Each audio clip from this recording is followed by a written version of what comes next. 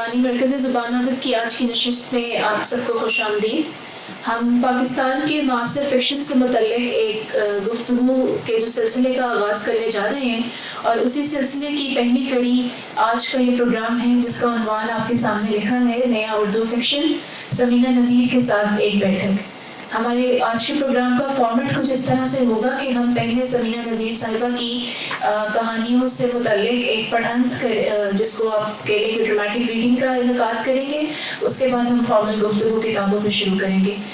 سمینہ نذیر صاحبہ کو اس پڑھنت کے لیے دعوت دینے سے پہلے میں ان کا مختصر سا تعارف آپ کے سامنے پیش کرنا چاہوں گی۔ سمینہ نذیر پاکستان کی نمایاں فکشن نگار، اداکار اور تھیٹر پریکٹیشنر ہیں۔ وہ ناپا، کراچی فلم اسکول اور arts council of Pakistan Karachi میں قصہ گوئی، اداکاری اور اسکرپٹ رائٹنگ پڑھاتی ہیں، اور ملک بھر میں ادبی پروگراموں میں اپنی ڈرامٹک ریڈنگ کے باعث خاص شہرت رکھتی ہیں۔ وہ انٹرمالوجی میں ماسٹرز کی ڈگری بھی رکھتی ہیں اور national academy of performing arts NAPA سے تھیٹر میں تربیت یافتہ ہیں۔ 2024 میں ان کی کتاب کلو کو موزی لٹریری ایوارڈ سے نوازا گیا۔ اس کے علاوہ ان کا افسانہ پیٹر لیف یعنی پان کا بیڑا بنگلہ دیش کی 70ویں سالگرہ کے موقع پر شائع ہونے والے ایک خصوصی انتخاب میں شامل کیا گیا، جس میں خطے بھر سے اہم تقسیم ہند کے بیانیے یکجا کیے گئے تھے۔ پاکستان کے فکشن کے ساتھ ساتھ وہ متعدد تھیٹر ڈرامے بھی لکھ چکی ہیں اور ہدایت کاری بھی کر چکی ہیں، جن کی ملک گیر سطح پر اور ناپا میں پیشکش ان کی بطور کہانی کار ہمہ جہتی صلاحیتوں کا ثبوت ہے۔ اس مختصر سے تعارف کے ساتھ میں چاہوں گی کہ آپ پہلے جس لٹری ریڈنگ کا جو ہمارا سیشن ہے ہم وہ کر لیتے ہیں، اس کے بعد پھر ہم گفتگو کا آغاز۔ چھوٹا سا اقتباس پڑھوں گی اور پھر دیکھتے ہیں کیا ہوتا ہے۔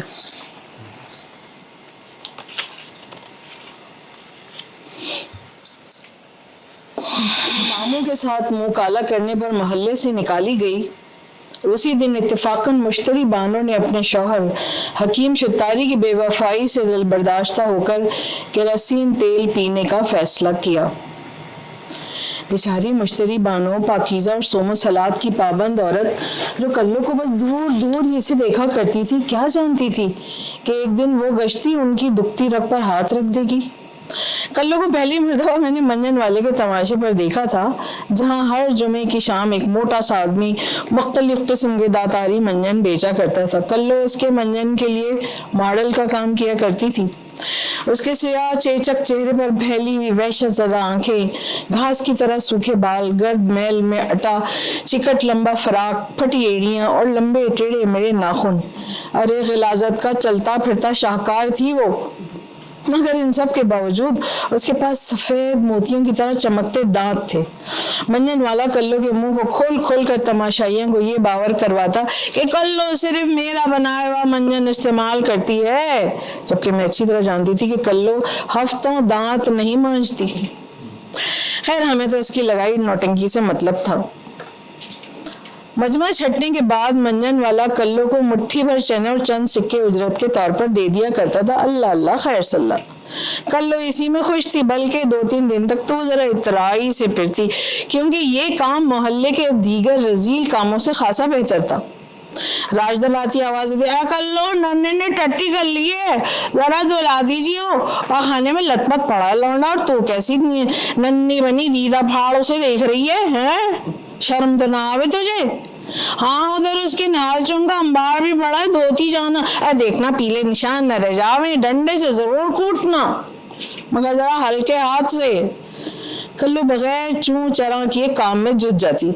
راجدہ بھابھی اس کے لیے چنگیر میں 2 موٹی جوار کی روٹیاں اور پودینے کی چٹنی جو رکھ گئی تھی، کلو کے تو دن بھر کا سامان ہو گیا تھا۔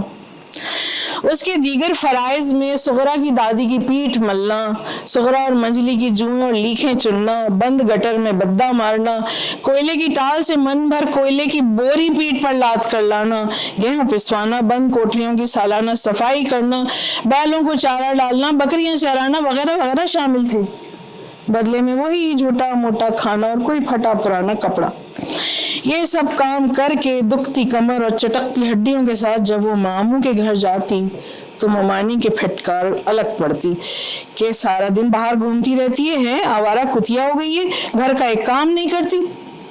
گھر کلو کے لیے گھر صرف ڈرائنگ کے کاغذ پر بنی ہوئی سرخ چھت اور بہت سے درختوں میں گھرا ہوا ایک مکان تھا جو اکثر ممانی کی لڑکی زہرا بنا کر اس میں پینسل سے رنگ بھرا کرتی تھی۔ اس کا آسمان ہمیشہ نیلا اور اودے بادلوں سے بھرا ہوتا تھا۔ کلو حسرت سے اسے تکا کرتی۔ کلو کے خیال میں گھر صرف کاغذ یا کیلنڈر پر ہوتا ہے، کیونکہ جہاں وہ دن رات گزارتی تھی وہاں تو صحن میں لگی زنگ آلود ٹین اور نیچے بنا پلاسٹر کا ایک فرش تھا۔ سردیوں میں سکڑتی، بارش میں بھیگتی، گرمیوں میں جھلستی کلو کا وہی ایک سائبان تھا۔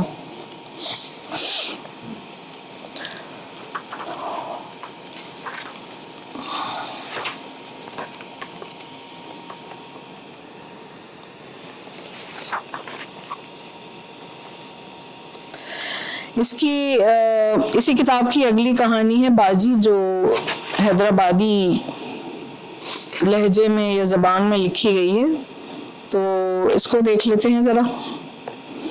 تو اس کا بیک ڈراپ یہ ہے کہ جو پروٹیگنسٹ ہے عالیہ، اس کی خالہ ہیں باجی، جو کہ اس وقت 80s کی عمر میں ہے، لیکن وہ باجی ہی کہلاتی ہیں۔ آپ پورا افسانہ پڑھیں گے تو آپ کو اندازہ ہوگا۔ اور ان کی اور اس لڑکی عالیہ کی کبھی بنتی نہیں ہے، تو یہ میں بالکل درمیان سے پڑھ رہی ہوں، اس لیے میں تھوڑا سا بتا رہی ہوں۔ میں عید کے دن شیر خورما اور دم کی بریانی ڈھسکنے کے بعد پیر پھیلائے منجلی ممانی کے بستر پر ڈیر تھی۔ مجھے وہیں ڈیرا جمانا تھا۔ بے شک ان کا کمرہ تاریک اور دقیانوس تھا، مگر وہاں نیند بڑی اچھی آتی تھی۔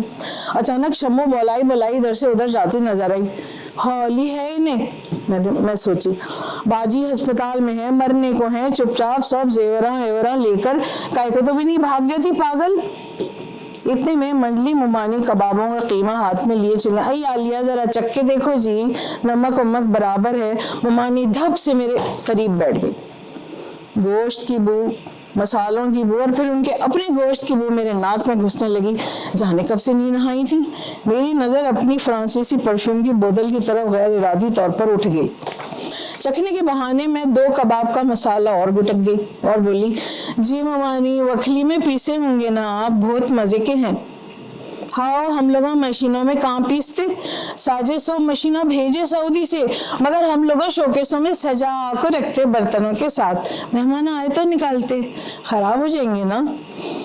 میں نے دوبارہ اونگنے کی تیاری کر لی۔ 4 خالاؤں، 2 کزنز اور ان کے شوہروں کو مفت طبی مشورے دے کر میں بے طرح تھک چکی تھی۔ یا اللہ کیسی تو بھی عید ہے یہ بچے میاں سب سے دور۔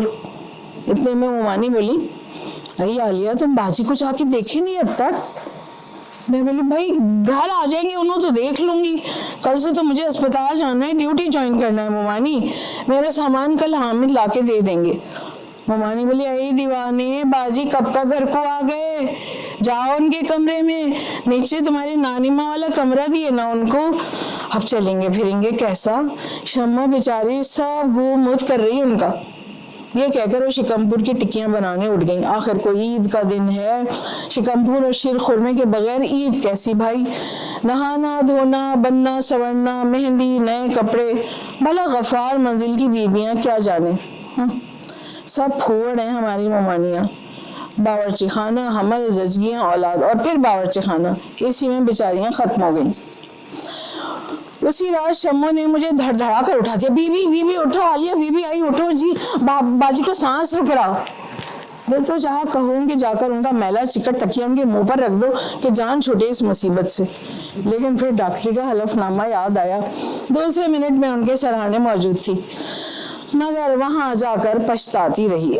باجی نے تو شمو کا کفن کھسوٹ لیا، بولی، اس بدمعاش عالیہ کو کائے کو تو بلائے تم؟ شمو انہیں کہاں کی ڈاکٹر، اس کو میں پڑھاتی تھی، اے تمہاروں کے اسپیلنگ اس کو آتے ہی نہیں تھے، کیسا بن گئی ڈاکٹر معلوم نہیں، ہمیشہ ڈبل ایم لگاتی تھی، ڈبل آر لگتا اس میں، اس کو سائنس تو سمجھ میں نہیں آتی تھی، ایک دم مٹوس تھی، انہیں نجمہ بگاڑ کے رکھے تھے اس کو۔ सांस उनकी नहीं, दम मेरा घुट रहा था। अरे MBBS में तुम फेल हुए होंगे, पास कर लिए, चीटिंग करके निकाले होंगे डिग्री। हो मेरा दिल चाहने लगा कि उनकी रही सही सांसों की गिनती अभी खत्म कर दूं, सिरहाने रखी सारी दवाएं नाली में बहा दूं और प्लास्टर हुई टांग पर जोर से वो डंडा मारूं जो उन्होंने साथ ही शम्मों को बार बार बुलाने के लिए रखा था। बाजी, मैं MBBS के बाद FRCS भी करी, UK से फुल स्कॉलरशिप मिली थी मेरे को। बाजी तंजिया बोली कि इसको डोनेशन दिए कि क्या है कि शम्मो लौंडी खड़े रहेंगी क्या, पानी पिला मुर्दार। शम्मो लौंडी ने हुक्म की तामील की। इसको कई को बुलाए तुम, इन्हें डॉक्टर नहीं है, डॉक्टर रेड्डी को फोन करो बोली मैं। तकिए के नीचे डायरी में 100 नंबर लिखी मैं, निकालो वो। मैं बोली बाजी आप बिल्कुल ठीक हैं, डॉक्टर रेड्डी को बुलाने की कोई जरूरत नहीं है, बस वो खिड़की खोल दो शम्मो, कमरे में ऑक्सीजन की शदीद कमी है। वो हो रही नहीं खोलो खिड़की, मच्छर आएंगे। मैंने कहा नहीं आते। जल कर मैंने पूरी खिड़की खोल दी। सुबह की ताज़ी हवा खेतों की महक लिए अंदर आ गई। हवा में खुनकी थी। शम्मा उनकी पायथी पर ऊँग रही थी। बाजी के चेहरे पर भी ताज़ा सांस लेने से सरशारी आ गई। बाजी सो गई थी। मैंने उन्हें गौर से देखा। अरे ये तो अम्मी लग रही हैं बिल्कुल। हाँ, अम्मी भी इसी तरह सीने पर हाथ बांधकर सो। अचानक मुझसे 2000 साल पुराना उनका कोई पीतल का गिलास गिर गया। धस। शम्मो जागी, क्या हुआ अभी? मैं बोली कुछ नहीं, कमरा बहुत गंदा है, साफ नहीं करते तुम? शम्मो बोली बाजी कोई चीज हटाने नहीं देते, कुछ भी हाथ लगाए तो बोलते मैं चोरी कर रही हूँ। मैंने कहा अच्छा ये ठीक है, मैं सोने जा रही हूँ, कल वक्त मिला तो देख लूंगी उनको। ये थी बाजी।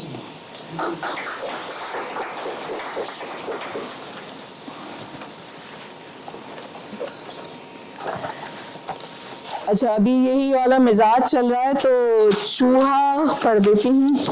चूहा एक कहानी है। ये दोनों कहानियां तो खैर हिंदुस्तान के थोड़े पस मंजर में थी, लेकिन चूहा इज प्योर कराची स्टोरी। तो इसको थोड़ा एडिट करके ही थोड़ा पढ़ती हूँ।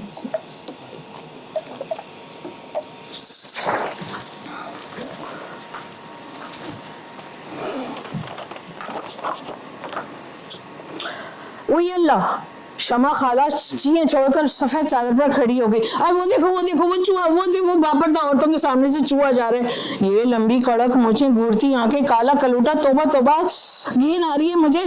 अब तो तुम्हारे घर का पानी भी हराम है मुझ पर सुगरा, कह दिया मैंने। चलो पाक बिगबियो, टुकर मेरा मुंह क्या देखे हो, उठाओ अपने बुरखे और निकलो यहाँ से। गलाजत की इंतहा है। दिन दहाड़े चूहे छिपकलियां सीना ताने गुजर रहे और ये चली आए थे करीमा का विर्द करवाने। हूँ शमा खाला चल पड़ी। बड़ा जलाली वजीफा होता है बहन, इसमें नापाकी कहाँ चलती है। ठीक ही तो कह रही है शमा खाला। मेरी वालिदा जो खास शमा खाला की मुरीद थी फौरन उनकी पैरवी में खड़ी हो गई। मैंने अम्मी की आसीन की जी अम्मी रुक जाए ना। रिहाना बता रही थी कि बुशरा बाजी ने दही बड़े और भजिए तले, बालूशाही भी मिलेगी, चाय के साथ खाकर चलते हैं ना, बस दुआ ही तो होने वाली है। अम्मी ने झड़क कर मुझे पीछे धक्का दिया और शमा खाला की चप्पल ने तलाश करने लगी कि कहीं कोई और औरत ये सादत ना हासिल कर ले। आन की आन में सारी औरतें चली गईं। छोटी चौकी पर बैठकर दही बड़े हड़पते हुए मैंने देखा कि बुशरा बाजी रो रही थी। सफेद चांदनी लपेटते हुए सफेद दुपट्टे में वो एकदम बेवा लग रही थी, अनीसा खाले की तरह, जिनके शौहर 71 की जंग में मर गए थे। बुशरा बाजी की शक्ल सूरत भी बस आम सी और रंग तो खासा दबता था। उनका जिस्म और खासकर सीना तो खासा भारी था, जी बेडौल सी थी, आगे थल थल करता पेट भी था। पता नहीं नापाओं को शादी का इतना शौक क्यों होता है। मुझे तो जहर लगते हैं सब लड़के, उनके पास से सड़ी बदबू आती है और छिचोरे अलग। शमा खाला की इस मोहल्ले में बड़ी ऊंची नाक थी, क्योंकि 2 मंजिला पक्के मकान की वो मालिकन थी, जिसकी छत RCC की थी।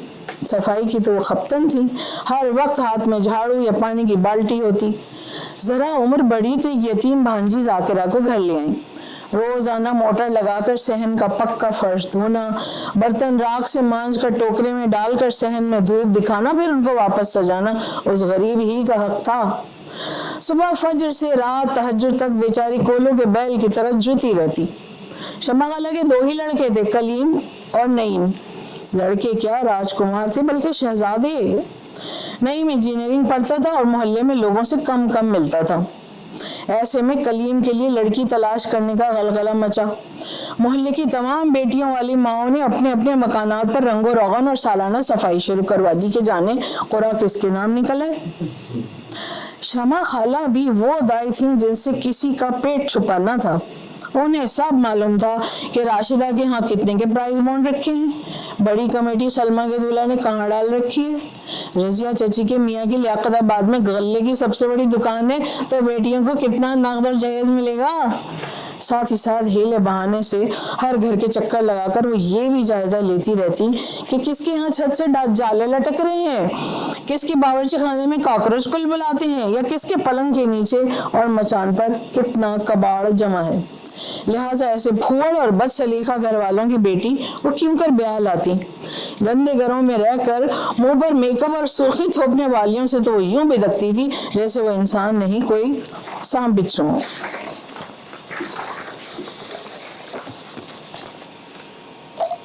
हम मैट्रिक में आ चुके थे। मैं और अंबर सुल्ताना उस दिन स्कूल से वापसी में बस स्टॉप पर गोलगप्पे खाते हुए खरामा खरामा अपनी गली में दाखिल हुए कि वहां एक जमे गफीर देखकर परेशान हो गए, दिल धड़कते रह गया। दोनों आगे भागे कि माजरा क्या है। बुशरा बाजी के घर के आगे एम्बुलेंस खड़ी दिखाई दी, पुलिस भी वहां मौजूद थी। पता चला कि सुगरा खाला ने खुदकुशी कर ली। लौंडे एक तरफ खड़े सुरगोशियां कर रहे थे कि चूहे वाली खाला निकलनी। कोई बोले बेटी के करतूत देखे नहीं गए, माँ जहर न खाती तो क्या करती। दरअसल हुआ यूं था कि बहुत पहले आयत करीमा वाले वाक़े के बाद शमा खाला ने चूहे का इतना वावेला किया था कि सुगरा खाला का नाम चूहे वाली खाला पड़ गया था। पड़ोसियों की अक्सरियत ने उनका बाइकआउट कर रखा था कि उनका घर गंदा है। मोहल्ले में मिलाद हो या कवाली, यासीन का खत्म हो या किसी की रोजा कुशाई, मेहंदी या माइयों, सुगरा और बुशरा को मुकम्मल नजरअंदाज कर दिया गया। एक दिन दोनों औरतें सुबह जागी तो शरीर लौंडों ने छत पर 14 अगस्त को लगाया हुआ कौमी झंडा हटाकर वहां चूहा झंडा लगा दिया। उस दिन तो सुगरा खाला बेफर कर नीम पागल ही हो गई। फिर आए दिन बाज़ाब्ता पत्थर या जूती उठाकर इन लफंगों के पीछे भागा करती। इधर बुशरा बाजी की उम्र क्या ढली, वो नौजवानों से भी ज्यादा जवान हो गई। कराची में हर तरफ पार्लर खुलने लगे थे। उन्हें नाज़िमाबाद की तरफ एक बड़े पार्लर में नौकरी मिल गई। वहां शायद कोई जिम भी था। देखते ही देखते कमर पतली, पेट चपाती और कूल्हे भारी हो गए। इंतहाई फिटिंग की जिप वाली कमीज के गले बहुत बड़े हो गए। चुना हुआ दुपट्टा हमेशा हसीन गले में कोड़ियाले सांप की तरह उनकी गोया निगरानी करता रहता। ऐसे में जुगनू चची ने अपनी बेटी की शादी का बुलावा दे डाला कि बिल्कुल साथ वाला मकान है, अरे कैसे मना करें। बुशरा नागिन की तरह बल खाती हुई वहां आई। नाव से नीचे खिसकती शेफून की सुर्ख साड़ी पर ब्रोकेट का छोटा सा ब्लाउज। शमा खाला जो मेकअप करने वालियों के नाम से चिढ़ती थी, मरे पे सौदरे बुशरा बिल्कुल उनके साथ बोतल पीते हुए बैठ गई। बड़ा सा बंगाली जोड़ा, दोनों कलाइयों में फंसी कांच की चूड़ियां, डिजाइन वाली फुल मेहंदी और मेकअप। दुल्हन तो ना बन सकी तुम बुशरा, अच्छा हुआ जो इस तरह बन सफर कर सारे अरमान निकाल लिए। शमा खाला ने आखिर चोंच लड़ा ही दी। अब मुझे दुल्हन बनने का अरमान भी नहीं है शमा खाला। हाँ, दुल्हन सजाती हूँ जिसका खर्चा आपके महीने भर के राशन से ज्यादा लेती हूँ।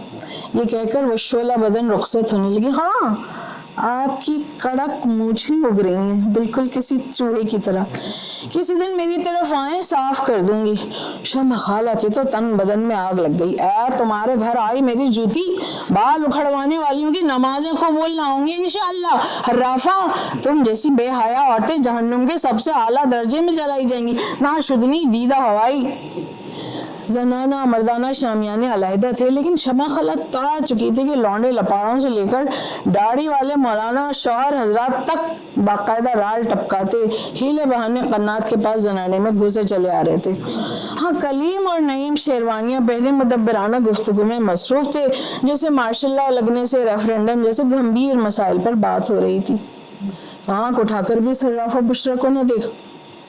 बुशरा उसी अंदाज दिल बराना से लहराती हुई मैदान से अपनी गली की तरफ कूले मटकाती चली गई। जितने मुंह उतनी बातें। कोई कहता कि बुशरा रातों को देर से घर आती है, گاڑی والے سے چھوڑ جاتے ہیں. کوئی کہتا کہ ماں کو نیند کی دوا دے کر یاروں کو گھر بلاتی ہے. کوئی کہتا پارلر تو بہانہ ہے بھائی، سیدھے سیدھے سوسائٹی میں کسی سیٹ کی رکھیل ہو گئی ہے. بغیر پردے کے مختلف اوقات میں آنے جانے والی بااختیار، خود مختار اور کیل کانٹے سے لیس سجی بنی عورت طوائف ہونے کے علاوہ بلا اور کیا ہو سکتی ہے؟ بشرا یہ سب باتیں ایک کان سے سن کر دوسرے سے اڑاتی رہی، مگر صغرا ہمہ وقت بیٹی کی بدنامی اور اپنی ہرزہ سرائی برداشت نہ کر سکیں. دل غربت، بیوگی اور سفید پوشی جیسے بے شمار مسائل تلے دب کر پہلے ہی کمزور ہو چکا تھا. ایک رات گھر میں چوہا مار زہر کھا کر لیٹیں اور پھر نہ اٹھ سکیں. محلے والے تجہیز و تکفین کے لیے آگے بڑھے، لیکن بشرا نے ایدی والوں کی مدد سے تمام معاملات خود طے کر لیے. اس سالنی کو بلا کر خود ماں کو نہلایا. نماز جنازہ کچھ اہالیہ نے محلہ اور کچھ اجنبیوں نے پڑھی. اہالیہ محلہ نے ان اجنبیوں کو خود ہی بشرا کے یار تصور کر لیا. کلیم اور نعیم نے بھی کاندھا دیا. سخی حسن قبرستان میں ماں کو دفنا کر بشرا بہت روئی اور پھر اس دن کے بعد آنسو ہمیشہ کے لیے پہنچ لیے. آگے پڑھوں گی. کراچی کا معاشرہ چپ چاپ بدل رہا تھا، ایسے جیسے کہ سردی کے ٹھٹرتے موسم میں سکڑتے سکڑتے کسی دن موتیا کی کلی کھل جائے، بہار کی نوید مل جائے، آم کے درختوں پر بور آ جائے، کوئل کوکنے لگے اور سب کچھ یکایک بدل جائے. بھٹو کے جاتے ہی دیگر علاقوں سمیت اہالیہ نے لیاقت آباد پر بھی اسلام چھپر پھاڑ کر نازل ہو گیا، جیسے کہ آگے تو یہاں ہندو رہا کرتے تھے. پہلے ریڈیو ٹی وی پر قاری ظفر قاسمی کی غیقت آمیز آواز فاصلوں کو تکلف ہے ہم سے اگر سن کر مدینے کی طرف دل کھنچتا تھا تو اچانک یہ سب تمہارا کرم ہے آقا سنائی جانے لگی، دل پر دہشت طاری کرنے لگی. یاسین صاحب نماز روزے کے زیادہ پابند نہ تھے، لیکن ان پر اب سوال اٹھنے لگے، کفر کے فتوے لگنے لگے. رمضان میں سرعام کھانا پینا بیچنا حرام قرار پانے لگا. کوڑوں کی چابک چلنے لگی. چادروں کی جگہ چمکیلے عبایوں اور حجاب نے لے لی. اب کوئی عورت ساڑی یا صرف شلوار قمیض اور دوپٹے میں باہر چلتی نظر آتی تو مرد برقعوں میں محبوس عورتیں انہیں یوں دیکھتی جیسے وہ سرے بازار مادرزاد برہنہ گھوم رہی ہیں. حرام حلال جائز ناجائز زنا ریال درہم داڑھی ٹخنے سے اونچی شلوار جیسے الفاظ عام گفتگو کا حصہ بننے لگے. ایسے میں شمع خالہ کو نرسری کی کسی کوٹھی میں رہنے والی عالمہ باجی نے ماہانہ مشاعرے پر ایک مدرسہ کھول کر دے دیا. پہلے ادنا وظیفہ اور مولوی گھر گھر جا کر بچوں کو قرآن نماز پڑھایا کرتے، اب یہ کام شمع خالہ نے 2-4 سہیلیوں کی مدد سے مدرسے میں شروع کر دیا. ان میں میری امی بھی شامل تھیں. ہر جمعرات کو درس کا انعقاد ہوتا، جس کے اختتام پر بریانی تقسیم ہوتی. بھائی کو زبردستی اعتکاف بٹھایا گیا. شیعہ سنی احمدی ہندو مسیحی کے نئے معنی کچے ذہنوں میں بٹھائے جانے لگے. خدا حافظ کی جگہ اللہ حافظ رائج ہو گیا کہ لفظ خدا سے شرکت کی بو آتی ہے. پاکستان کا قبلہ درست کیا جانے لگا.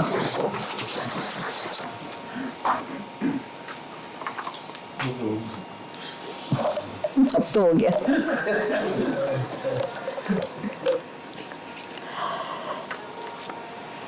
اور سننے کی ہے ہمت. ایک لاسٹ ہے میرا خیال، یہ نہیں لاسٹ نہیں، یہ سیاہ ہیرے سے اور یا پھر جازو بھیا سے سنا دیتے ہیں، ہے نا؟ ہاں سیاہ ہیرے. اچھا اس میں نے اس کو آپ افسانہ کہہ لیں یا مونولوگ کہہ لیں. اس میں 2-3 مونولوگز ہیں اس کتاب میں. بائی دی وے جن کو نہیں پتا، یہ کتاب آج کی سافٹ لانچ ہے، پرسوں ہی یہ پبلش ہوئی ہے. ابھی ہم نے اس کا باقاعدہ رونمائی نہیں کی ہے، لیکن لمس کے حصے میں یہ تو میں اس میں سے ایک اس کا چھوٹا سا بیک گراؤنڈ یہ ہے کہ ایک پائلٹ یہ باتیں کر رہا ہے، ویسے تو آپ کو سمجھ میں آ ہی جائے گا. Flight QS 3947. میں قسمت پر یقین نہیں رکھتا تھا. زندگی پر جو چاہا کیا، جیسا چاہا کیا. پائلٹ بننے کا خواب ہمیشہ سے دیکھا، وہ بھی ایک دن پورا ہوا. لیکن QS3947 کی فلائٹ اتارتے وقت مجھے لگا کہ زندگیاں میرے ہاتھ سے نکل کر قسمت کے کورٹ میں جا بیٹھی ہیں. تدبیر یا تقدیر عالم برزخ میں ابھی تک گمگو کی کیفیت میں ہو, ٹو بی اور ناٹ ٹو بی, جئیں کہ نہ جئیں. کالج میں جب ہیملٹ بن کر میں یہ مونولوگ بول رہا تھا تو کیا جانتا تھا کہ ایک دن ہوا میں معلق یہی سوال اپنے آپ سے پوچھ رہا ہوں گا. میں بائیں آنکھ پھڑکنے, کالی بلی یا منڈیر پر کوے وغیرہ پر بالکل یقین نہیں رکھتا.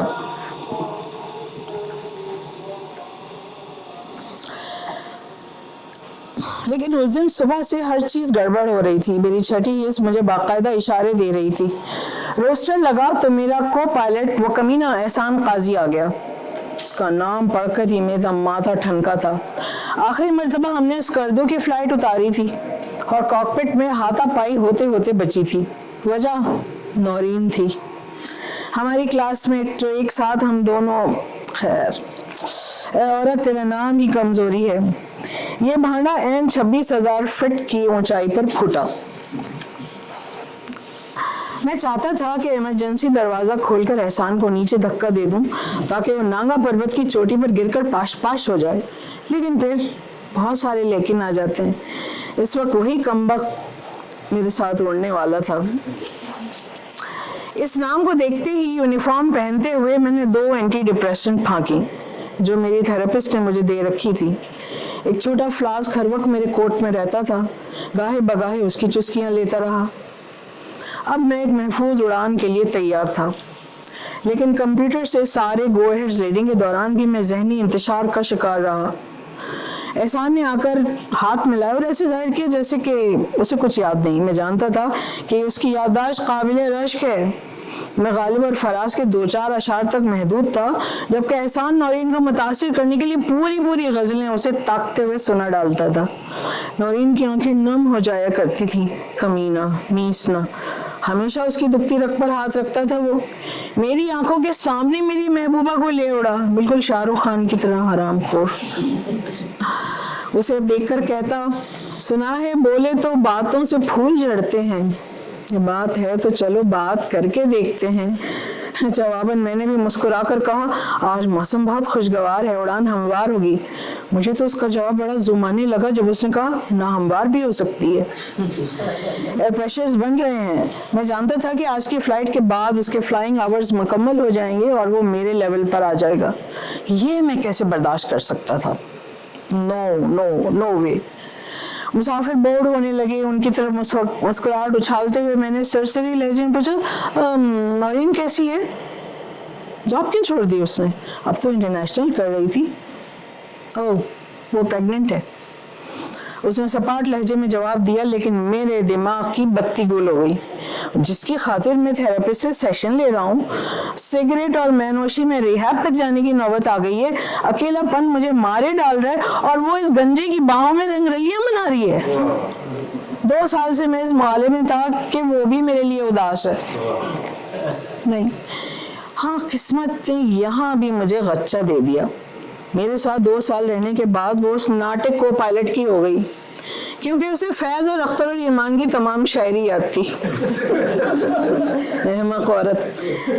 میں نے طیارے کے اندر کیبن میں مسافروں کا جائزہ لیا. مجھے ہر عورت بے وفا نورین کی طرح لگ رہی تھی, خاص کر ایک گھنگریالے اور شارٹ کٹ والی حسین عورت جو دور ہی سے حاملہ نظر آتی تھی. جھوٹی, مکار, فریبی عورتیں یہ زندہ کیوں ہیں؟ اور مرد کس قدر سادہ لو اور احمق ہوتے ہیں. عورت کو حاصل زندگی جان کر اسے دیوی بنا ڈالتے ہیں. فلائٹ لاہور سے کراچی جا رہی تھی. کراچی, جہاں کی آواری ہوٹل کی لابی میں اقرار محبت ہوا تھا. زندگی کیسے غبارے کی طرح ہلکی پھلکی ہو گئی تھی. اس کے بعد دبئی, پیرس, بیروت, ہم کہاں اڑ کر نہ گئے. آج نیند پوری نہیں ہوئی میری. 4 گھنٹے کی کچی پکی نیند, بھاری سر میں دھموکے ہو رہے ہیں. میں نے ایک چسکی لی اور رن وے کلیئر ہونے کے نشان کو دیکھ کر دروازے بند کرنے کا اعلان کیا. ٹیک آف بہت سموتھ تھا. میں جہاز کو زمین پر پانی کی طرح لینڈ کرنے اور ٹیک آف کرنے میں اپنا ثانی نہیں رکھتا تھا. یہ بات غلط ہے کہ میں پچھلے دنوں سوئسائڈل ہو رہا تھا. نو, ہاں हाँ, जिंदगी बेमाने और बदमजा जरूर हो गई थी, किसी बेकैफ बेलज़्ज़त सड़े हुए आलू की तरह। मैं जी के क्या करता? जरूरी तो नहीं कि अगर हमें जिंदगी हमसे पूछे बगैर अता कर ही दी गई है तो हम उसे किसी खजाने की तरह बढ़ते हैं, उसे संभाल कर रखें। नहीं नहीं नहीं, मैं तो किसी और की मर्जी का खाना नहीं खाता, लिबास नहीं पहनता, हॉलीडेज पर नहीं जाता, तो मैं किसी और की दी गई जिंदगी को क्यों कबूल करूं? जहाज अब बहावलपुर के ऊपर से गुजर रहा था। मैं और नौरीन एक मरतबा बहावलपुर के रिजॉर्ट में भी ठहरे थे। मुझे कुछ होने लगा। मैंने फ्लास्क निकाली कि एहसान ने मेरे हाथ पर झपट्टा मारकर मुझसे मेरी अमृत छीन ली। सिस्टम ऑटो पर था और मतलब बिल्कुल साफ। फ्लाइट पर्सर मुकद्दस शब्बीर ने अंदर झांका कि हमें कॉफी वगैरह की जरूरत तो नहीं। कॉकपिट की संगीन फजा को वो देखकर फौरन पलट गई। फ्लाइट में नौरीन भी है, तुमने बताया क्यों नहीं? मैंने बड़े इत्मीनान से इस्तफसार किया, जैसे कि वो दोनों मेरी मर्जी के पाबंद हैं। तुम पागल हो चुके हो, नौरीन घर पर है। वो बिफर कर जहाज की रफ्तार और हाइट को कुछ कम करने लगा। मत छुओ, my order, it's my order, हटो। मैं जहाज का चीफ पायलट हूँ, तुम मेरे मददगार हो, मेरे मातहत, दूर हटो। मैं चिल्लाया, लेकिन एहसान ने उसका कोई जवाब न दिया। बड़ा मतीन बना रहा, हरामखोर कहीं का। कराची एयरपोर्ट के टावर नजर आने लगे थे। सफर तमाम हो रहा था। मुझे लगा कि मेरी बेमकसद जिंदगी भी तमाम होने जा रही है। इस एहसास से मेरे अंदर एक तस्कीन सी घुलने लगी, जैसे स्कॉच में बर्फ घुलती जाती है। मैं अगले 10 बरस भी फ्लाइंग करता रहूं तो कोई फर्क नहीं पड़ने वाला। वही एयरपोर्ट, वही जहाज, अहकामात, मैकेनिकी जुमले। हमें तो अब जबरदस्ती मुस्कुराना भी नहीं आता। सारी दुनिया के बेहतरीन शहर और मकामात देख लेने के बाद बस अब दिल चाहता है कि ऊपर जाकर देखूं कि वहां क्या है। क्या पता वो वहां बैठा मेरी राह तक रहा हो। अचानक उससे मुलाकात को मेरा दिल मचल सा गया। लाहौर से सिग्नल्स और फिर पैगामात आने लगे। कराची से मुसाफिरों की आगे कनेक्टिंग फ्लाइट्स लगी हुई थी। वक्त पर पहुंचना जरूरी था। जहां उनको जाना है वहां जाएं, मेरा तो ये आखिरी स्टॉप होगा। मेरे दिल में तेजाब सा उबल रहा था, जिसमें माँ बाप के झगड़े, तलाक, बोर्डिंग हाउस में मेरा बुली होना, ये सब कड़ाई में पकौड़ों की तरह उछल रहे थे। मैंने तमाम पहिए खोलने के लिए बटन दबाया। 1 2 3, वो नहीं खुले, किसी वजह से जाम हो गए। मुझे याद आया कि कुछ देर के लिए सुर्ख अलामती रोशनी जली भी थी, जिसे मैंने नजरअंदाज कर दिया था। एहसान के चेहरे पर हवाइयां उड़ने लगी। वो मुझे देखने लगा और मैं इस तरह कहे लगाने लगा। यहाँ मुझे किस्मत पर यकीन आने लगा। आज किस्मत जोरों पर है। मैं तो चाहता था कि मुसाफिरों को बहिफाजत उतार कर अपने आप को तैयारी के साथ तबाह कर लूं। आखिर वो मेरी भी कहीं खबर लगे, मीडिया उसे उछाले, मैं जीकर न सही मरकर तो मशहूर हो जाऊं।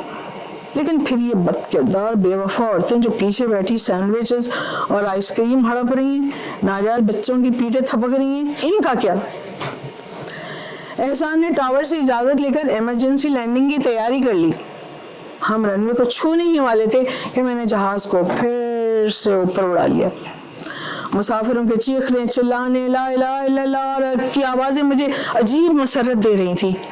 मैं अकेला क्यों तड़पूं? क्यों? कर्ब, तकलीफ, आजार और दुख क्या सिर्फ मेरा नसीब है? एहसान चिल्लाते हुए मुझ पर पिल पड़ा कि ये मैंने क्यों किया। जहाज बआसानी उतारा जा सकता था। अब हम कराची की वसी फजा में चकरा रहे थे। फ्यूल भी थोड़ा ही था। 1000 मरतबा अथॉरिटी को कहा कि ज्यादा फ्यूल रखा करो, इन हरामखोरों को सुनना ही कहाँ होता है पायलट की। मेन लीवर पर मैं बैठ चुका था। एहसान कुत्तों की तरह चीख रहा था, बंद करो इसको, लैंडिंग करने दो। मैं जहाज को झूले की तरफ दाएं बाएं झुला रहा था। मरने से पहले जन्नत की सैर करना चाहता था शायद, ये मरने के बाद जाने मुझे नसीब हो कि नहीं।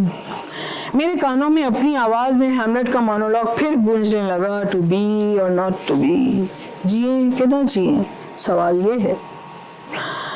अब हम फिर एयरपोर्ट के बिल्कुल करीब आ चुके थे। इमारतों से भरी शहरी आबादी पर हमें नीची परवास करनी पड़ी। रनवे मुझे दिखाई दे रहा था कि एहसान ने मुझसे सिस्टम छीन लिया।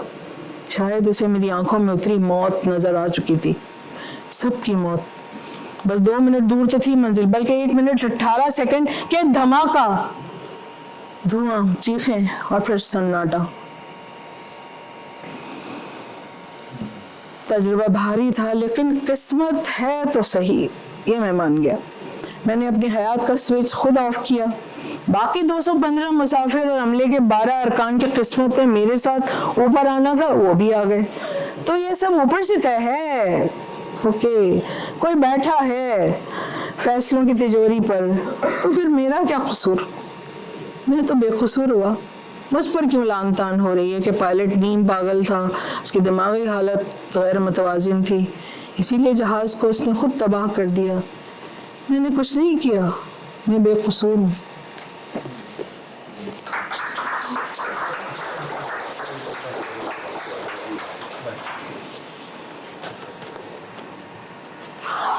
में कोई 15-20 मिनट ज़्यादा लगे। वजह शायद मैच की वजह से वहाँ ट्रैफिक बिल्कुल बंद की हुई थी। हालांकि लाहौर में हम लोग अब एहतियातन वक्त ज़्यादा रख के निकलते हैं, लेकिन फिर भी कभी कभी ऐसा हो जाता है, तो आप में से आपको इंतज़ार करना पड़ा, इसके लिए एक मरतबा फिर माजरत। दूसरा, वहाँ रुकने का ना एक फ़ायदा और भी हुआ, और वो शायद उस नुकसान से ज़्यादा बड़ा फ़ायदा मुझे महसूस हुआ। आपने अपने एक अफसाने में ज़िक्र किया है लाहौर आने का, और वेदर अपडेट वगैरह चेक करने का, और एक रोमांटिक व्यू था आपका अफसाने में कि लाहौर की अपडेट मैंने चेक की तो मुझे मालूम हुआ कि वहाँ रिमझिम बारिश। तो लाहौर से वाबस्ता जो एक रोमानवी तासुरात हैं वो आपके अफसानों में मौजूद हैं। तो वो साथ साथ देखते हुए मैं आते हुए मैंने देखा कि आज इस शहर पर पूरा चांद रोशन है आते हुए, और वो गैर मामूली तौर पे बड़ा भी है, उसका रंग जो है वो भी थोड़ा मुख्तलिफ है। और ये चीज़ें शायद ऐसी ज़िंदगी में होती हैं या हमारी अफसानवी ज़िंदगी में होती हैं कि हम किसी की आमद को महसूस करते हैं तो नेचर की भी कुछ चीज़ें साथ हो जाती हैं। सो आपकी आमद से हमने इस चीज़ को भी महसूस किया। अली उस्मान कासमी साहब ने ये नया उर्दू फिक्शन के उन्वान से ये प्रोग्राम रखा है। आज उसकी पहली नशिस्त है। इसमें हम कोशिश करेंगे कि पिछले 5 से 10 वर्षों में जो नई कहानी हमारे सामने आ रही है, हम उससे हम कलाम हों, हम उन्हें सुने। नए ज़माने के चंद अलमियों में से एक अलमिया ये है कि हम कहानी से महरूम होते जा रहे हैं, और कहानी से महरूम होना बज़ात खुद कुदरत और फितरत की एक बड़ी नेमत से महरूम होने जैसा है। हमारा और तख़य्युल, हमारी चीज़ें, हमारी इज्तमाई यादाश्त, ये सारी चीज़ें थोड़ा ज़वाल में आ सकती हैं अगर इन चीज़ों से हम दूर हों। मैं समझता हूँ गुरमानी मरकज़ का ये जो कदम है, ये उन चीज़ों की बहाली में मुआवन साबित होगा। बेशक। और अगर आपकी इजाज़त हो तो मैंने इन एक दो हफ्तों में आप के जो अफसाने देखे, अगर मैं उस पर मेरे ख्याल में पहले मैं थोड़ी सी बात करूं और फिर उसके बाद हम सवाल और जवाब की तरफ आए।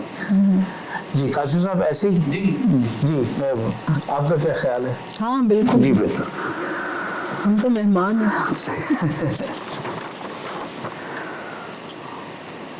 मैंने कुछ चीज़ें साथ साथ पॉइंट्स की सूरत में लिखी, और मैं चाहता हूं कि आपकी मौजूदगी से फ़ायदा उठाते हुए मैं उन चीज़ों को हाज़रीन के भी सामने रखूं। हमारे सामने इनके 2 अफसान की मजमू हैं। एक के बारे में इन्होंने जैसे बताया कि कल्लो 2021 में ये शाया हुआ, दूसरा जो जाजू भैया ये अभी हाल ही में जी ये शाया हुआ, तो गोया कि 2021 और 2025, तो इन 4 वर्षों में इनके अफसानों के یہ دو مجموعے ہیں جو ہمارے سامنے آئے ہیں. ان میں ایک دو تھیٹر کے لیے لکھی گئی کہانیاں یا مکالمے ہیں، باقی ان کے افسانے ہیں. اور تیسرا ان کا ناول ہے جو کہ اس وقت میرے سامنے بھی ہے، آپ اسے دیکھ سکتے ہیں کہ یہ خاصا اور ضخیم ناول ہے، سیاہ ہیرے، اور یہ افریقہ کے حوالے سے اور اس نسبت سے ہے. اب اس میں شمیم حنفی صاحب کہ جن کی رائے ہمارے لیے انتہائی محترم ہے، شمیم حنفی صاحب سے لے کر وسط اللہ خان صاحب تک مختلف جو ماہرین ہیں ادب کے اور تنقید کے معتبر نام ہیں، انہوں نے ان کے افسانوں پر رائے دی ہے.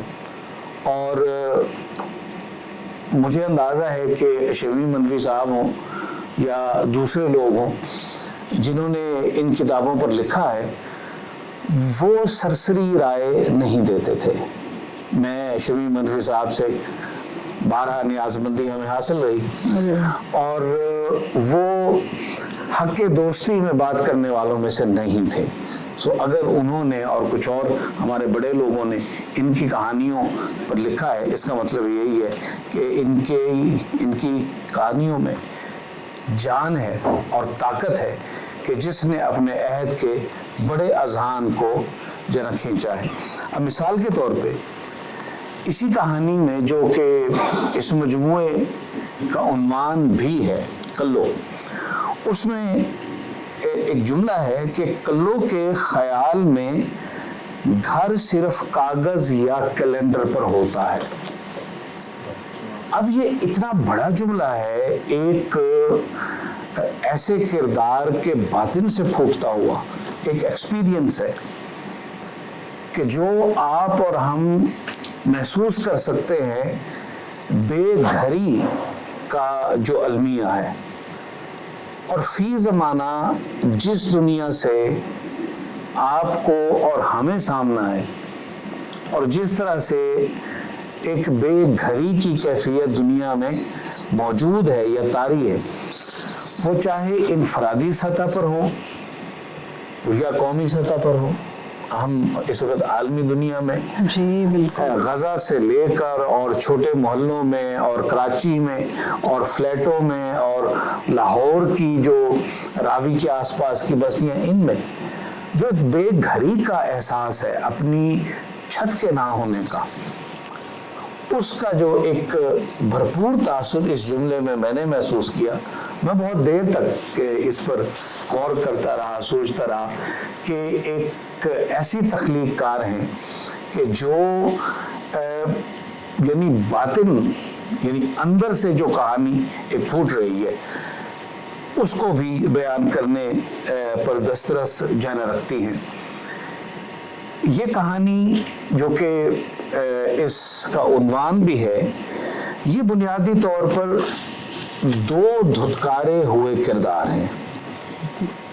ایک تو خود جو کہ اس افسانے کا عنوان ہے جی، اور دوسری جو ہے مشتری کا نام ہے جی. دونوں کو سماج نے کسی نہ کسی سطح پر انہیں دھتکارا ہے، انہیں جگہ نہیں دی، انہیں اون نہیں کیا. اچھا، ایسے کردار ہمارے اردو افسانے میں ان سے پہلے بھی ملتے ہیں. مثلا منٹو کی جو سوگندی ہے، یعنی ہتک میں، وہ بھی ہم دیکھتے ہیں کہ اس کے ہاں جب اس کا گاہک جو ہے وہ اس کو سر سے پیر تک دیکھ کر کہتا ہے اور وہ جو ہوں اس کے ساتھ جو ہے چپک جاتی ہے، اور وہ کس طرح سے رسپانس وہاں دیتی ہے آ کے اپنی اس کھولی میں.